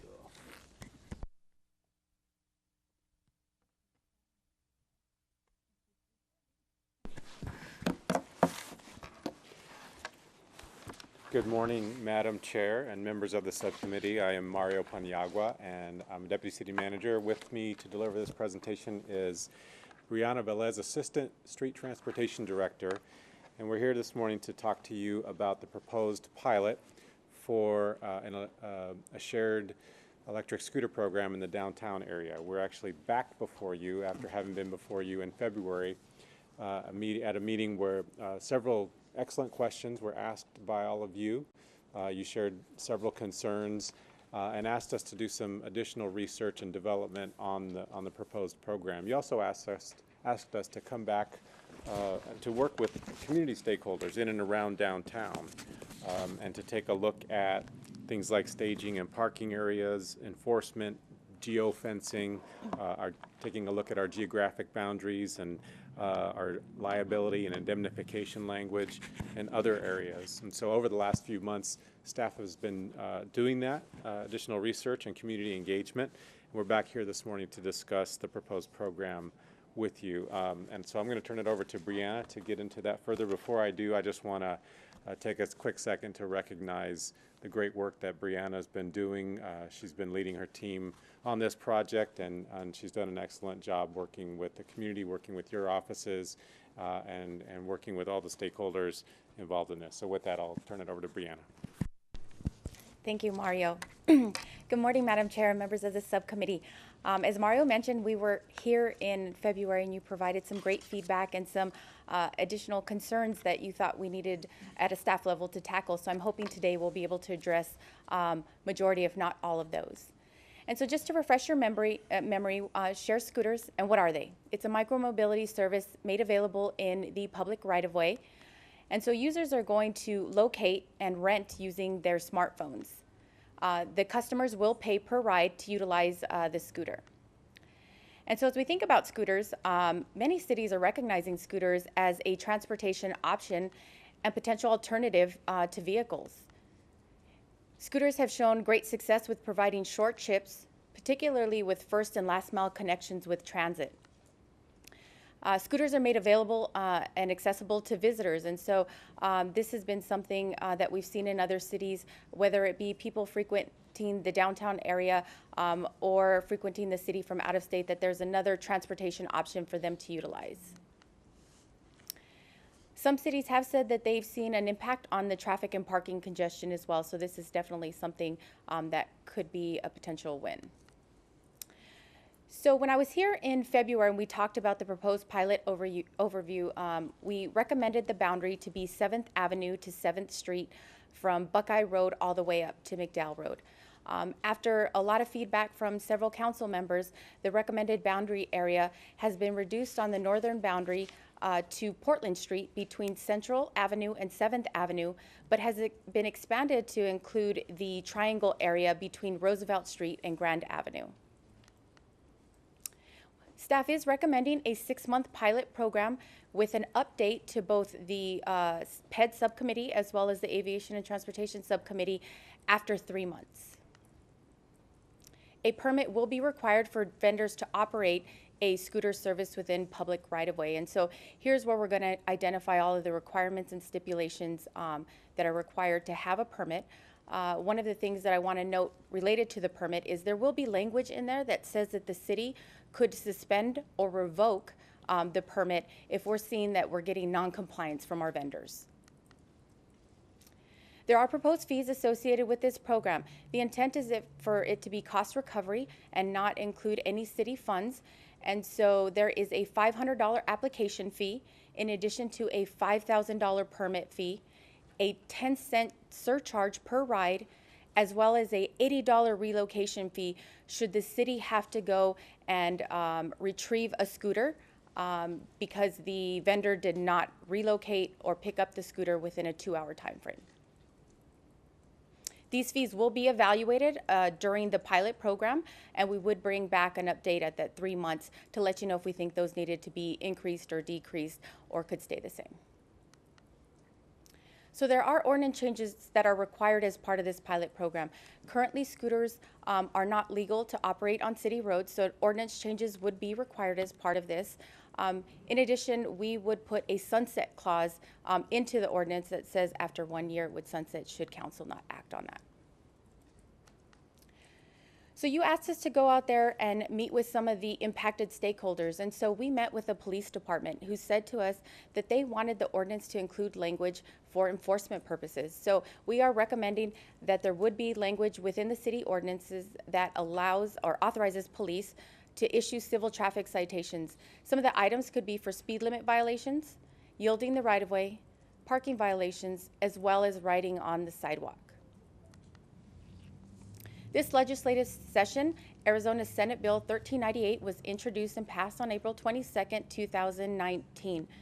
Senate Bill 1398 basically defined what an electric stand-up scooter was. It removed the definition from both moped, motorcycle, as well as motor vehicle, and specified that electric stand-up scooters are subject to the same statutory requirements and local regulations as bicycles. This subcommittee also asked us to go out and do some community outreach. Staff, as well as a lot of the vendors, participated in 10 community meetings. Several of those meetings took place with downtown organizations, as well as some of the historic neighborhoods. And overall, I would say that the general feel from a lot of those community meetings was that they supported a pilot program to see if this transportation option made sense for City of Phoenix. They did have some concerns, though, and so some of their concerns were violations and enforcement, which is why we've included that ordinance language.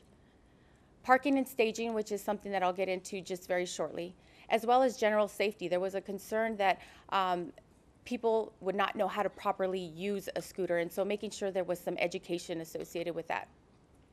There was a concern for potential sidewalk riders and any potential incidents with pedestrians. And the last one was bicycle infrastructure.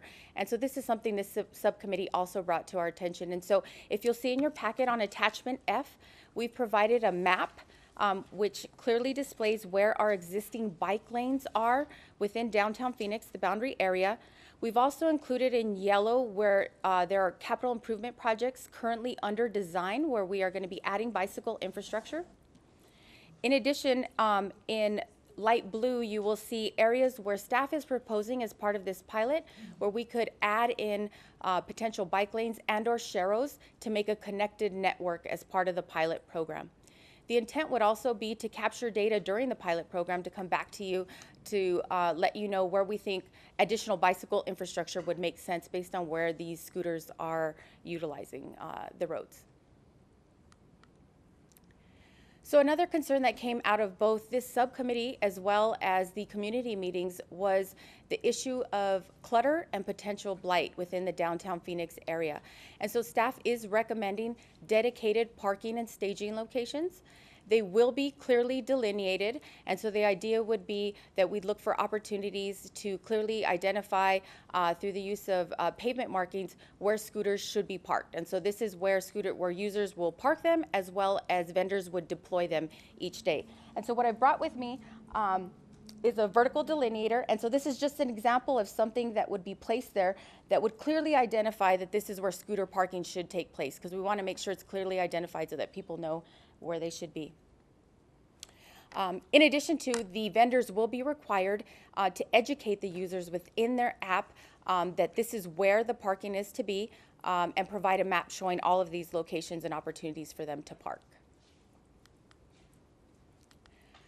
So staff went out and identified potential on-street and off-street parking locations. Fifth Avenue and Fillmore is an opportunity where we think there is on-street parking available. And so as you see here, there's a striped out area that currently isn't being utilized. And so we would clearly delineate this as a parking opportunity. As we looked at on-street parking opportunities, we did not recommend any removal of any existing parking as part of this pilot program. On 2nd Avenue and Fillmore, you'll see an existing catch basin, which has a concrete pad where it's currently not utilized for anything. And so this is a great opportunity where we would have an off-street parking location where we're not impacting any of the pedestrian walkways. The scooters are closely parked next to the road where we want users to ride in. And so here's a map of all of the 400 potential parking locations that we're recommending to clearly delineate. As you can see, there are several of them, and so this would accommodate approximately over 3,000 potential parking locations for scooters. In addition to, there will be a permit requirement associated with this that basically says that the city would go out and clearly mark these, and the vendors would be required to reimburse the city an equal portion for the deployment of all these parking locations, so the city would not be on the hook for the costs associated with this. So as we look at the proposed program overview, we're recommending that riders be 18 years of age or older, that they have a valid driver's license, that helmets are encouraged as part of this program. And so a lot of the vendors have said to us that they have a helmet program, that they provide helmets to users at their request for free. In addition to, we want them to provide some level of education within their app, and they've also, some of them have suggested that they would provide helmets to some of the local businesses that they could make available to users when they rent a scooter. Sidewalk riding would be prohibited as part of this pilot program. And the intent would be to hold riders accountable for any criminal action, including DUI. So vendors would be required to set the maximum speed limit on the scooter at 15 miles per hour. The customized app information would be specific to City of Phoenix in terms of no sidewalk riding, and that scooters are to be parked in the specific staging locations. A safety and education plan would be required as part of the vendor, and so they would have to provide a safety plan as well as an education plan in terms of how they're going to educate the public on how to properly ride. One of the things that we heard from some of the cities that have scooters deployed in their area was the parking requirements for workers. And so what we've heard is that sometimes the workers will block lanes when they're trying to pick up and drop off scooters. And so we would put a requirement in the permit that says they have to park in legally specified parking locations in order to drop off and pick up.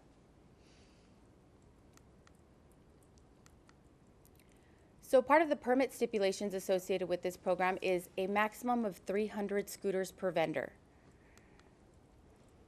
They would also have to provide an operational plan that addresses downtown events. And so this was something that we heard clear from City of Austin, where we are requiring any events over 5,000 attendees would be required to provide us a operational plan because they'll see an influx of scooters in one particular location. And so we would ensure at a staff level that those operational plans are implemented during those events.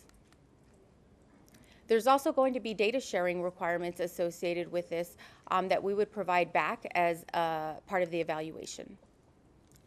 And so one of the important pieces that we learned from a lot of our researches was the implementation of geofence technology.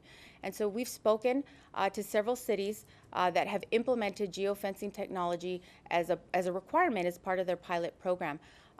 We've spoken with ASU and the City of Santa Monica as well as the City of LA, who said that they've seen a lot of success with geofencing technology. And so what this would do is anywhere where we don't want the users to ride scooters, it would drop the speed of the scooter from 15 miles per hour, wherever they're driving, to something as low as 4 miles per hour or less. We would make sure that the vendors would demonstrate this capability to us prior to us issuing them a permit. Parking and riding outside the pilot boundary would be prohibited. And so as you can see, all of the yellow area outside is where, as soon as somebody crossed that boundary with the geofence technology, the scooter would drop to 4 miles per hour.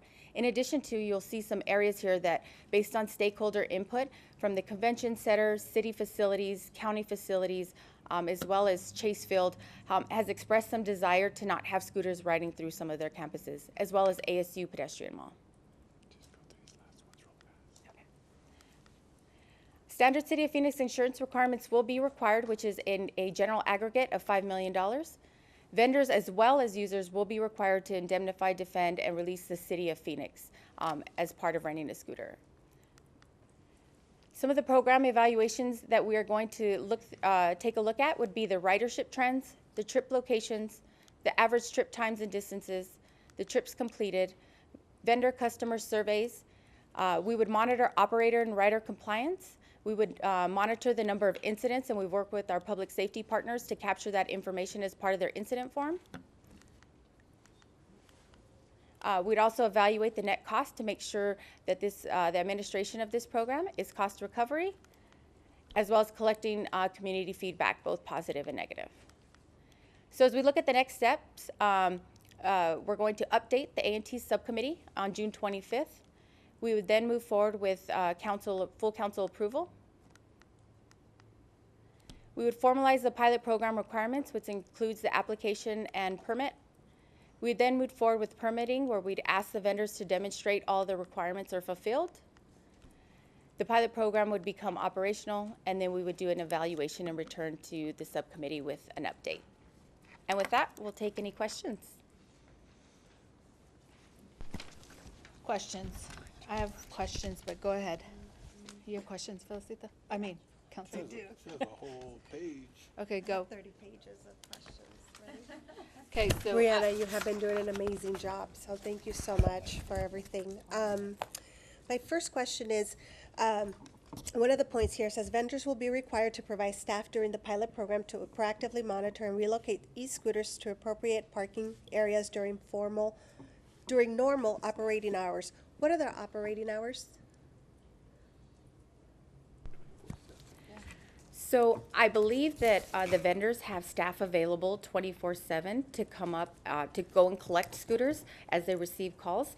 But we do have several vendors in the audience that I think could validate that for us. But I think that's what we've heard, is they have a 24/7 call center with staff available at any moment should they get a call to go and collect those. No, but it says relocate e-scooters to appropriate parking areas during normal operating hours. So 24/7. So is that going to be all scooters, all companies? Is that a requirement? that should be part of, if that's the way it's written, Because not it should normal be part of operating the hours. permit. I guess at what time should the public and businesses expect for scooters to be picked up every day, to be charged and then dropped off? So we do have a requirement in the permit that says they need to be picked up by midnight. And the thought of doing midnight was the fact that we have several potential events, such as concerts, that run to approximately 11:30, and people need to get home from there. And so the idea would be that it would be till midnight at the very latest, and they'd all have to be collected and then redeployed the next morning as early as 5 a.m. Okay. Now, so anyone, if there's a scooter that's not parked in the appropriate parking space, any of the companies have 2 hours to pick up that scooter, right? Upon notification, correct. Okay. So what happens if they don't pick up the scooter? Will the scooters have a phone number to where people can call in case? So in testing some of the scooters, we did see several scooters that where they made available a sticker on there where if somebody saw one parked, say for example, on their driveway or on their lawn, that says clearly where they could call. So we would work with the vendors to ensure that they made that information available. We'd also make that information available on our website. In addition to, we'd make sure we had a phone number where they could call our department to notify us, because I think that's going to be important and probably where the calls are going to come. Okay. So can we make sure that all the vendors have a sticker for a phone number where the public can call? Also, a sticker that also includes a phone number to the city where they can call in case they're not being picked up within those 2 hours. Now, my other question was about the company that we're going to use to pick up e-scooters. Were we able to amend that contract, or did you look into it?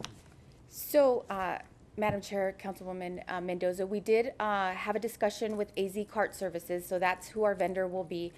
Their current hours are Monday through Friday, 7 a.m. to 3 p.m., Saturday and Sunday, 7 a.m. to 1 p.m. So we are in discussions to see if there's opportunity to expand those areas. I'm hoping to hear very shortly if we can expand those areas outside of that. If not, city staff is going to work together to determine how we can make sure that there is somebody on call and available to collect those scooters during any of those hours outside of that. And is that person going to be paid by the city of Phoenix, or will that be paid by the company? So the idea would be that that would be data that we collect, that we would come back and wrap up into the potential proposed fees. Okay. What did you say the Saturday hours were? 7 a.m. to 1 p.m. And Sunday too? And Sunday as well. Okay.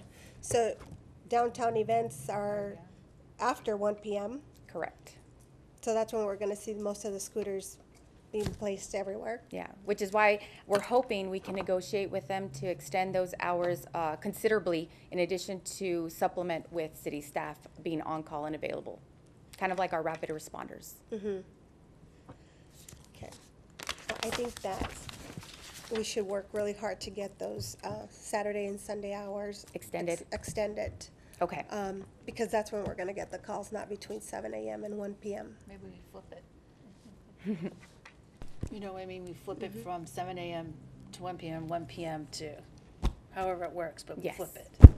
And I'll be honest, if the pilot becomes a permanent project, I think the intent would be to potentially issue an RFP so that we can be very specific in terms of what our needs are as a city, so that somebody could come in and propose on that.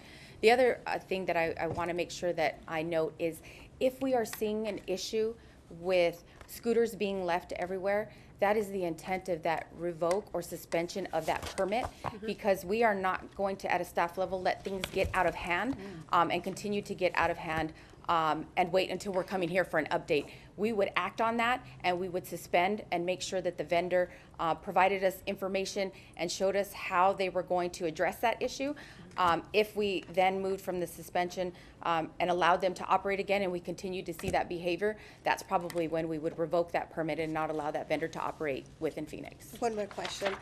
Again, where it says vendors will be required to provide staff, is that staff on the phone, or is that teams that will be in the downtown area looking for those scooters that are not parked in the? It would be both a 24/7 hotline number that they could call, in addition to they should have staff driving around monitoring, making sure scooters are in the proper locations and not blocking anything. So it would be both. Also, just one more. Oh, hang on, because it's right on that topic. Okay, So go if they're going to have 24-hour service, as Councilwoman Mendoza stated, there should be a sticker, but I want to be able to make sure that they have 24-hour service. 24-hour service. Yeah. That it's part of all these pieces. Okay. Yeah, we could put that definitely into the permit as a stipulation.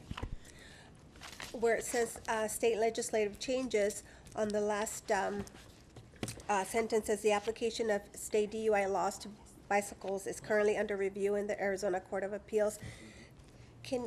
Just want to make sure that whatever happens there, if you guys can come back to subcommittee and update the council members on what's happening there, just in case we need to make any changes to scooters. Okay. Perfect. That's it, thank you. Thank you. So my understanding that there are several vendors kind of balking at the geofencing. And the purpose of the geofencing really is to protect all the neighborhoods, to make sure the scooters stay within the zone, but the neighborhoods outside that will be affected on the north side, or however it works with the geofencing. What I want to know about the geofencing, my understanding it's 10 feet. I would like it to see the geofencing happening 10 feet before they hit the boundary, and not the 10 feet after the boundary. Okay. And so you are correct in the sense that we did reach out to several cities that have implemented the geofencing technology, and what we heard from them is the accuracy is about 3 meters, and so that's roughly about 10 feet. So you are correct in stating that. And so we can definitely bring the boundary in 10 feet to ensure that it ends right where we intend for the boundary to end. And my also understanding through the research that I did yesterday about geofencing is that the intent of it then dropping, my understanding on some of them, I don't know if all of them, is that when it gets close to the boundary, some of them beep, and then it's kind of warning you're getting close to the boundary. Then you get to the boundary, and then it drops to 4. Correct. Okay. And so we would require as part of the permit that there has to be some kind of physical notification to the rider that they are entering an area where they should not be riding. And so some of them are audible, some of them can be physical, like kind of like a vibratory, but we would require that as part of the permit, that it be both. that the speed drop, as well as notification to the rider through it being audible or something. Okay, and so my understanding is that in the whole process, they will have to demonstrate everything that is required of the permit in order for them to get the permit. Absolutely. I just want that on the record. Absolutely. Because I've been told, haven't had the conversation directly, but have been told that some of the vendors were just like, we'll agree to this, yes, but we're gonna operate the way we want to operate. Absolutely. And so I want to make sure that that does not happen, that Absolutely. we protect our city. Yes. And I'll say this word wrong, indemnification, I want to know how that affects underage. I know it says 18, but I also know parents sign up and will then, a kid, a daughter or son will then take the scooter, and so I want to know how that works with underage. So we're going to invite Mac, our attorney, up to the table who can address that question. Thank you. Mac Mahoney. Madam Chairman, members of the subcommittee, are you asking how? I'm asking because we have the indemnification language, but that's for adults 18 and older. I'm talking about protecting ourselves if a kid happens to be on that scooter and is riding it and something happens. Madam Chairman, members of the subcommittee, we're still researching the indemnification options. I know that we are working towards a permit, and the way that the permit currently reads is that a parent would have to sign off on their child's use of it, and that waiver would apply to that child. Okay. But we're still analyzing what the legal consequences of all of those would be. And so we are happy to get back to you at e-session or individually on those issues. So when you say, because it says 18 or older, so I'm going to use myself as an example. I go to get a scooter, I put all my information in, I put my age in, boom, I'm in there. Then I go to a restaurant, I'm on it, I send it out of a restaurant, my kids are with me, they arrive with my husband, and they see the scooter, and they decide to take off on it. Technically, they're not supposed to be riding the scooter. I put myself in that scooter information, and now there's a dynamic. So as a parent, I should say get off that scooter, but they're off somewhere and something happens. That's my mom thought process. So I'm talking about indemnification from us, protecting us, the city, if a minor is riding the scooter. But I guess you're going to tell us all that, I guess, in e-session, so I don't want to go too far. Just a Go ahead. follow-up question. It says right here, a valid driver's license, so it has to be somebody at least 16 and over, right? So it's just like if I parked my car in front of a business, my kids took my keys and drove off on the car, I mean, it's my responsibility, yeah? Yeah, you are correct, Councilman, that we are going to require a driver's license as part of renting a scooter. Go ahead. Are they entering their license into the app? How do you know, So my understanding from some of the vendors is they do require them to enter in their driver's license information into the app. And so Is that all vendors? Can any of the vendors come up and validate that is in fact how that works? Thank you, Nori. Thank you, members of the subcommittee. Yes, we do require a driver's license scan before you can begin to use our app, and this will be with the initial download. Which company are you from? Bird, sorry. Is that going to be required for all companies, though? That is going to be a requirement for all companies. Can we add that to the? That's part of the permit. Absolutely, that will be permit language included in there.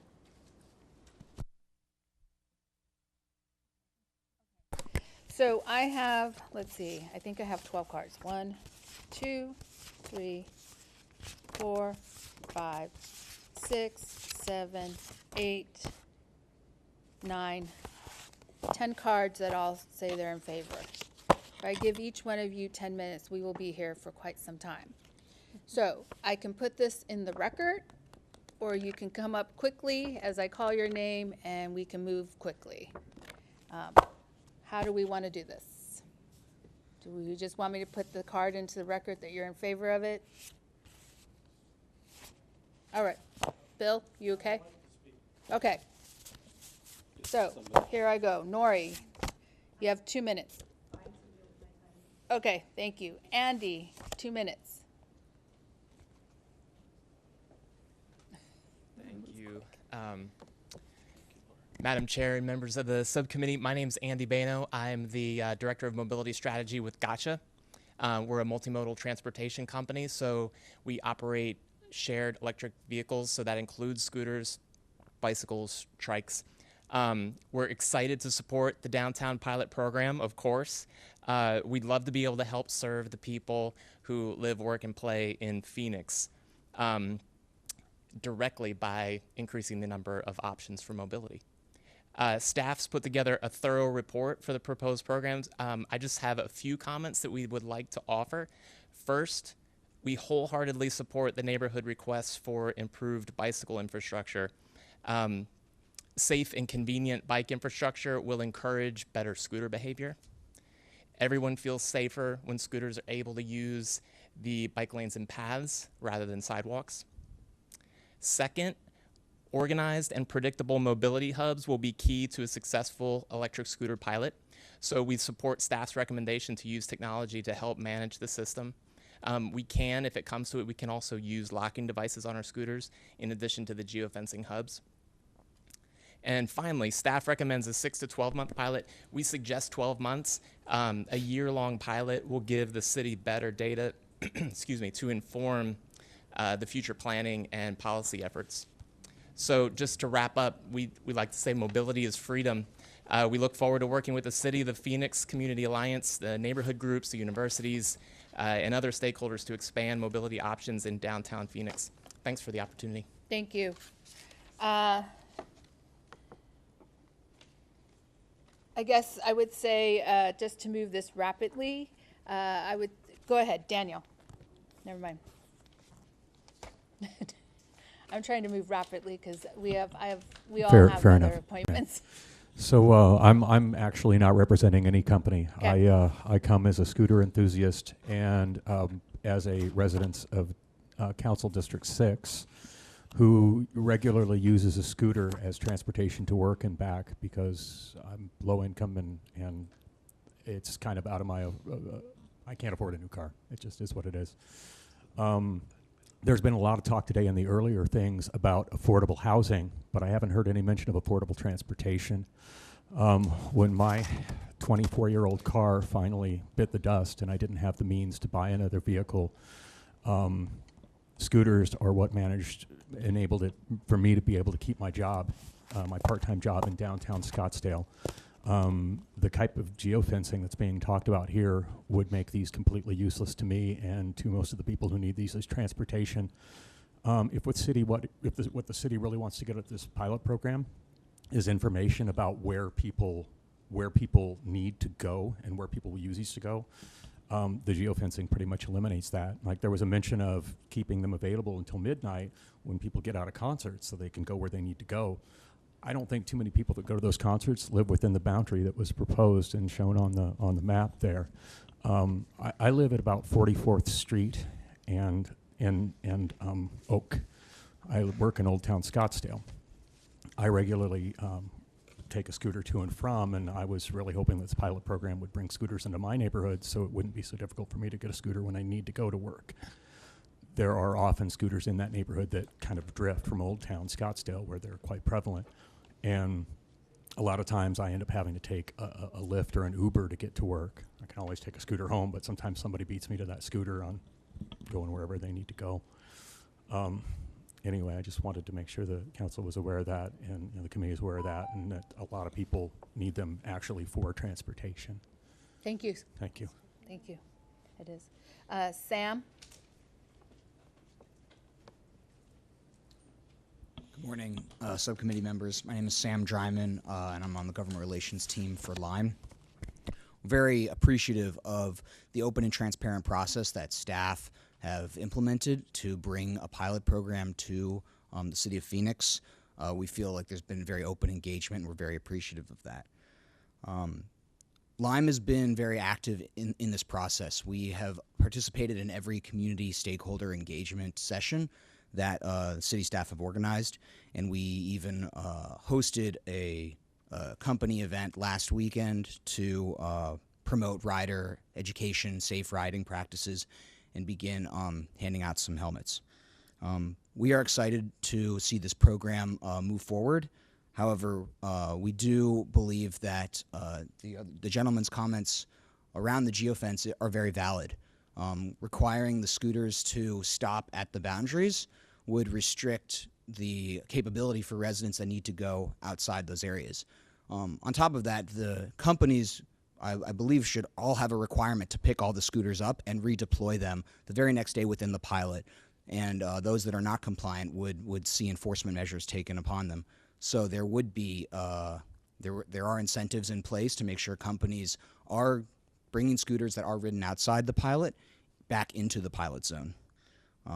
Lastly, from our experience, having scooters slow down to as slow as 4 miles per hour does pose safety risks for riders. And we hope to have the chance to work with staff on sharing what an appropriate speed for slowdown would be in order to ensure that we're addressing the city's concerns regarding riding outside the zone, as well as rider concerns as well. Available to answer any questions, but thank you very much.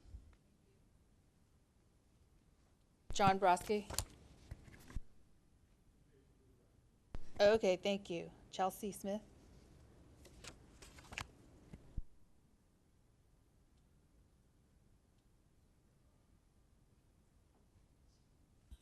Madam Chair and members of the subcommittee, thank you for your time today. I'm here as a resident of downtown Phoenix. I've lived in downtown for the last 9 years, and one of the reasons that I came downtown was to have many different options of how I get around my city, from walking to biking to using transit. And so I'm in favor and support of bringing this pilot program to downtown. In addition, I'm involved with a group called the Urban Phoenix Project, and we also support making downtown Phoenix more comfortable, convenient, and walkable, and this is part of that as well. So, thank you. Kyle.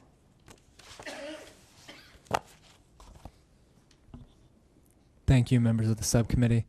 My name's Kyle Zuvella. I lead the Lyft scooter program in Arizona. I'm going to keep this short and sweet. Staff has been very great to work with. We're really excited to roll out with this pilot program in Phoenix, and we're here to answer any questions. Thank you. Tim, and then Bill Schill. Good morning, Chairwoman Pastor, committee members.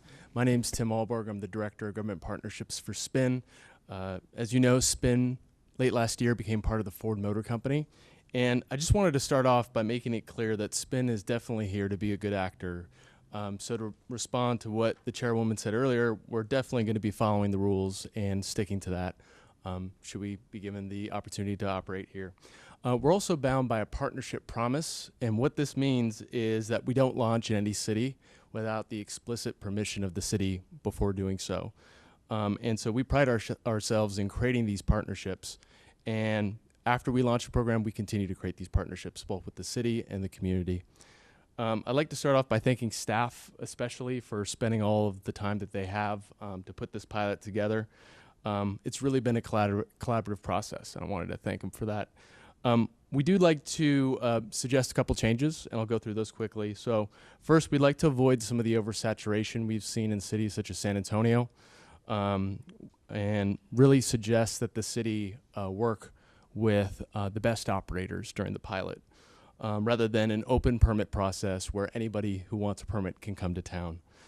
So after San Antonio, as I mentioned, allowed a similar situation to occur, 7 companies came to the city and were permitted, and now the city is moving that number down to 3. So wanted you to consider that, certainly within the city's right to decide who's able to operate here or not, but would ask that you look at the company's track records in deciding who you want to work with. Finally, we have some concerns about the insurance and indemnification language, but due to the time constraints, I'm not going to go into all those right now. I will send an email to the committee members and staff with SPIN's suggested edits to the insurance and indemnification provisions. So thank you very much for providing us an opportunity to speak today. Happy to answer any questions you have. Thank you.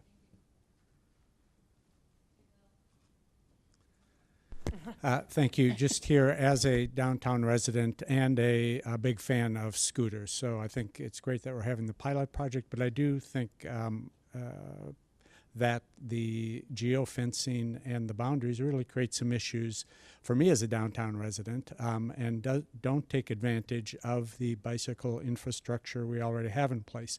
So for instance, we have great bike lanes on 3rd and 5th Avenue, but this proposal will not allow me to take a scooter up to 5th Avenue Cafe to have breakfast, or over to the Capitol for a meeting where we have great bike lanes on Washington and Jefferson. And I do think, per some of the earlier comments, if the pilot project doesn't extend into some residential areas, we're not going to have any experience of knowing whether scooters are a problem in residential areas. So this goes great in the commercial core, but when it presumably is considered to be expanded into residential areas, people in residential areas are going to go, hey, we need another pilot project. Let's move this process along a little quicker, use this pilot process to see if residents in Story, Willow, Coronado, where we have this great bicycle infrastructure along Oak and Canto, 3rd, 5th, how scooters go in those areas. So that's what I would recommend, is really looking at those boundaries and looking at the geofencing, which will be problematic. Thank you.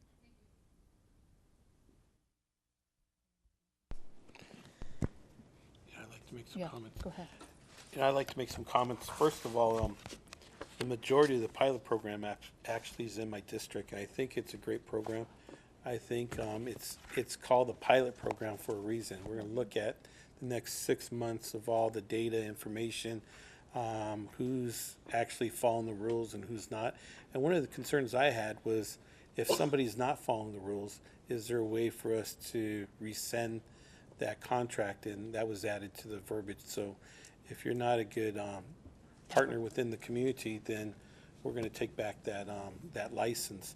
The other thing is the outreach to our community. I want to really thank you all, especially the individuals, organizations that went out to the meetings and actually met with the community. I know that there's been about 2 or 3 of the scooter companies that actually went out to all the meetings. I would encourage all of you to participate and be a part of the community. The other thing is, my biggest concern, and staff's addressed that, was the whole bike lanes. If we're going to limit the scooters just to the streets and not on the sidewalks, then we better have the infrastructure for those scooters. I would hate to see that we're forcing people out on a busy street with no bike lanes. So that's one of the recommendations, and seeing that there is going to be future lanes put in and that infrastructure. I just really want to thank staff for listening out loud. Going to some comments that we heard out there, extending it out to the neighborhoods, we got mixed feelings. So I think having a pilot program, let's fill this out first within the downtown residents, which has some apartments and some condos, and let's see how that all works out before we go into some of our traditional neighborhoods where they might not be accepted to this idea.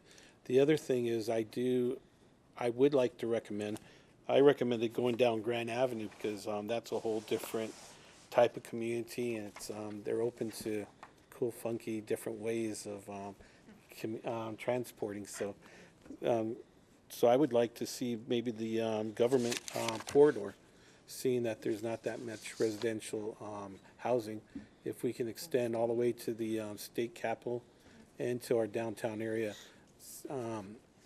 If that's possible, but that's just a recommendation. that I would like to make. But once again, I'd like to really thank our staff for letting our staff also, our council member staffs and council members actually have the experience of going out and riding the scooters and having that experience. And Rihanna, you were not just a leader, but you actually led that little journey throughout the city. So thank you, and thanks Mario, and for all your guys' leadership in this. With that, is there a motion, or is this just information only? We need information only? Yeah. Okay. One of the items that I would like to see in this mapping or this geofencing is connectivities with the bike. So if there is, how am I thinking this through? If there is where the scooters are parked, then they can, another form of transportation is then to take the bike. For the connectivity. Light rail. And light rail and all to look at that. Like where the grid bikes are. Yeah, where the grid bikes are, that then they can take on a different form of transportation. All right, thank you, appreciate it. We are, any other items on this meeting? Because this is the last meeting until September. We just need to know that item 14 was withdrawn. Item 14. Yeah, we did that. Oh, I didn't even see it. So item 14 has been withdrawn.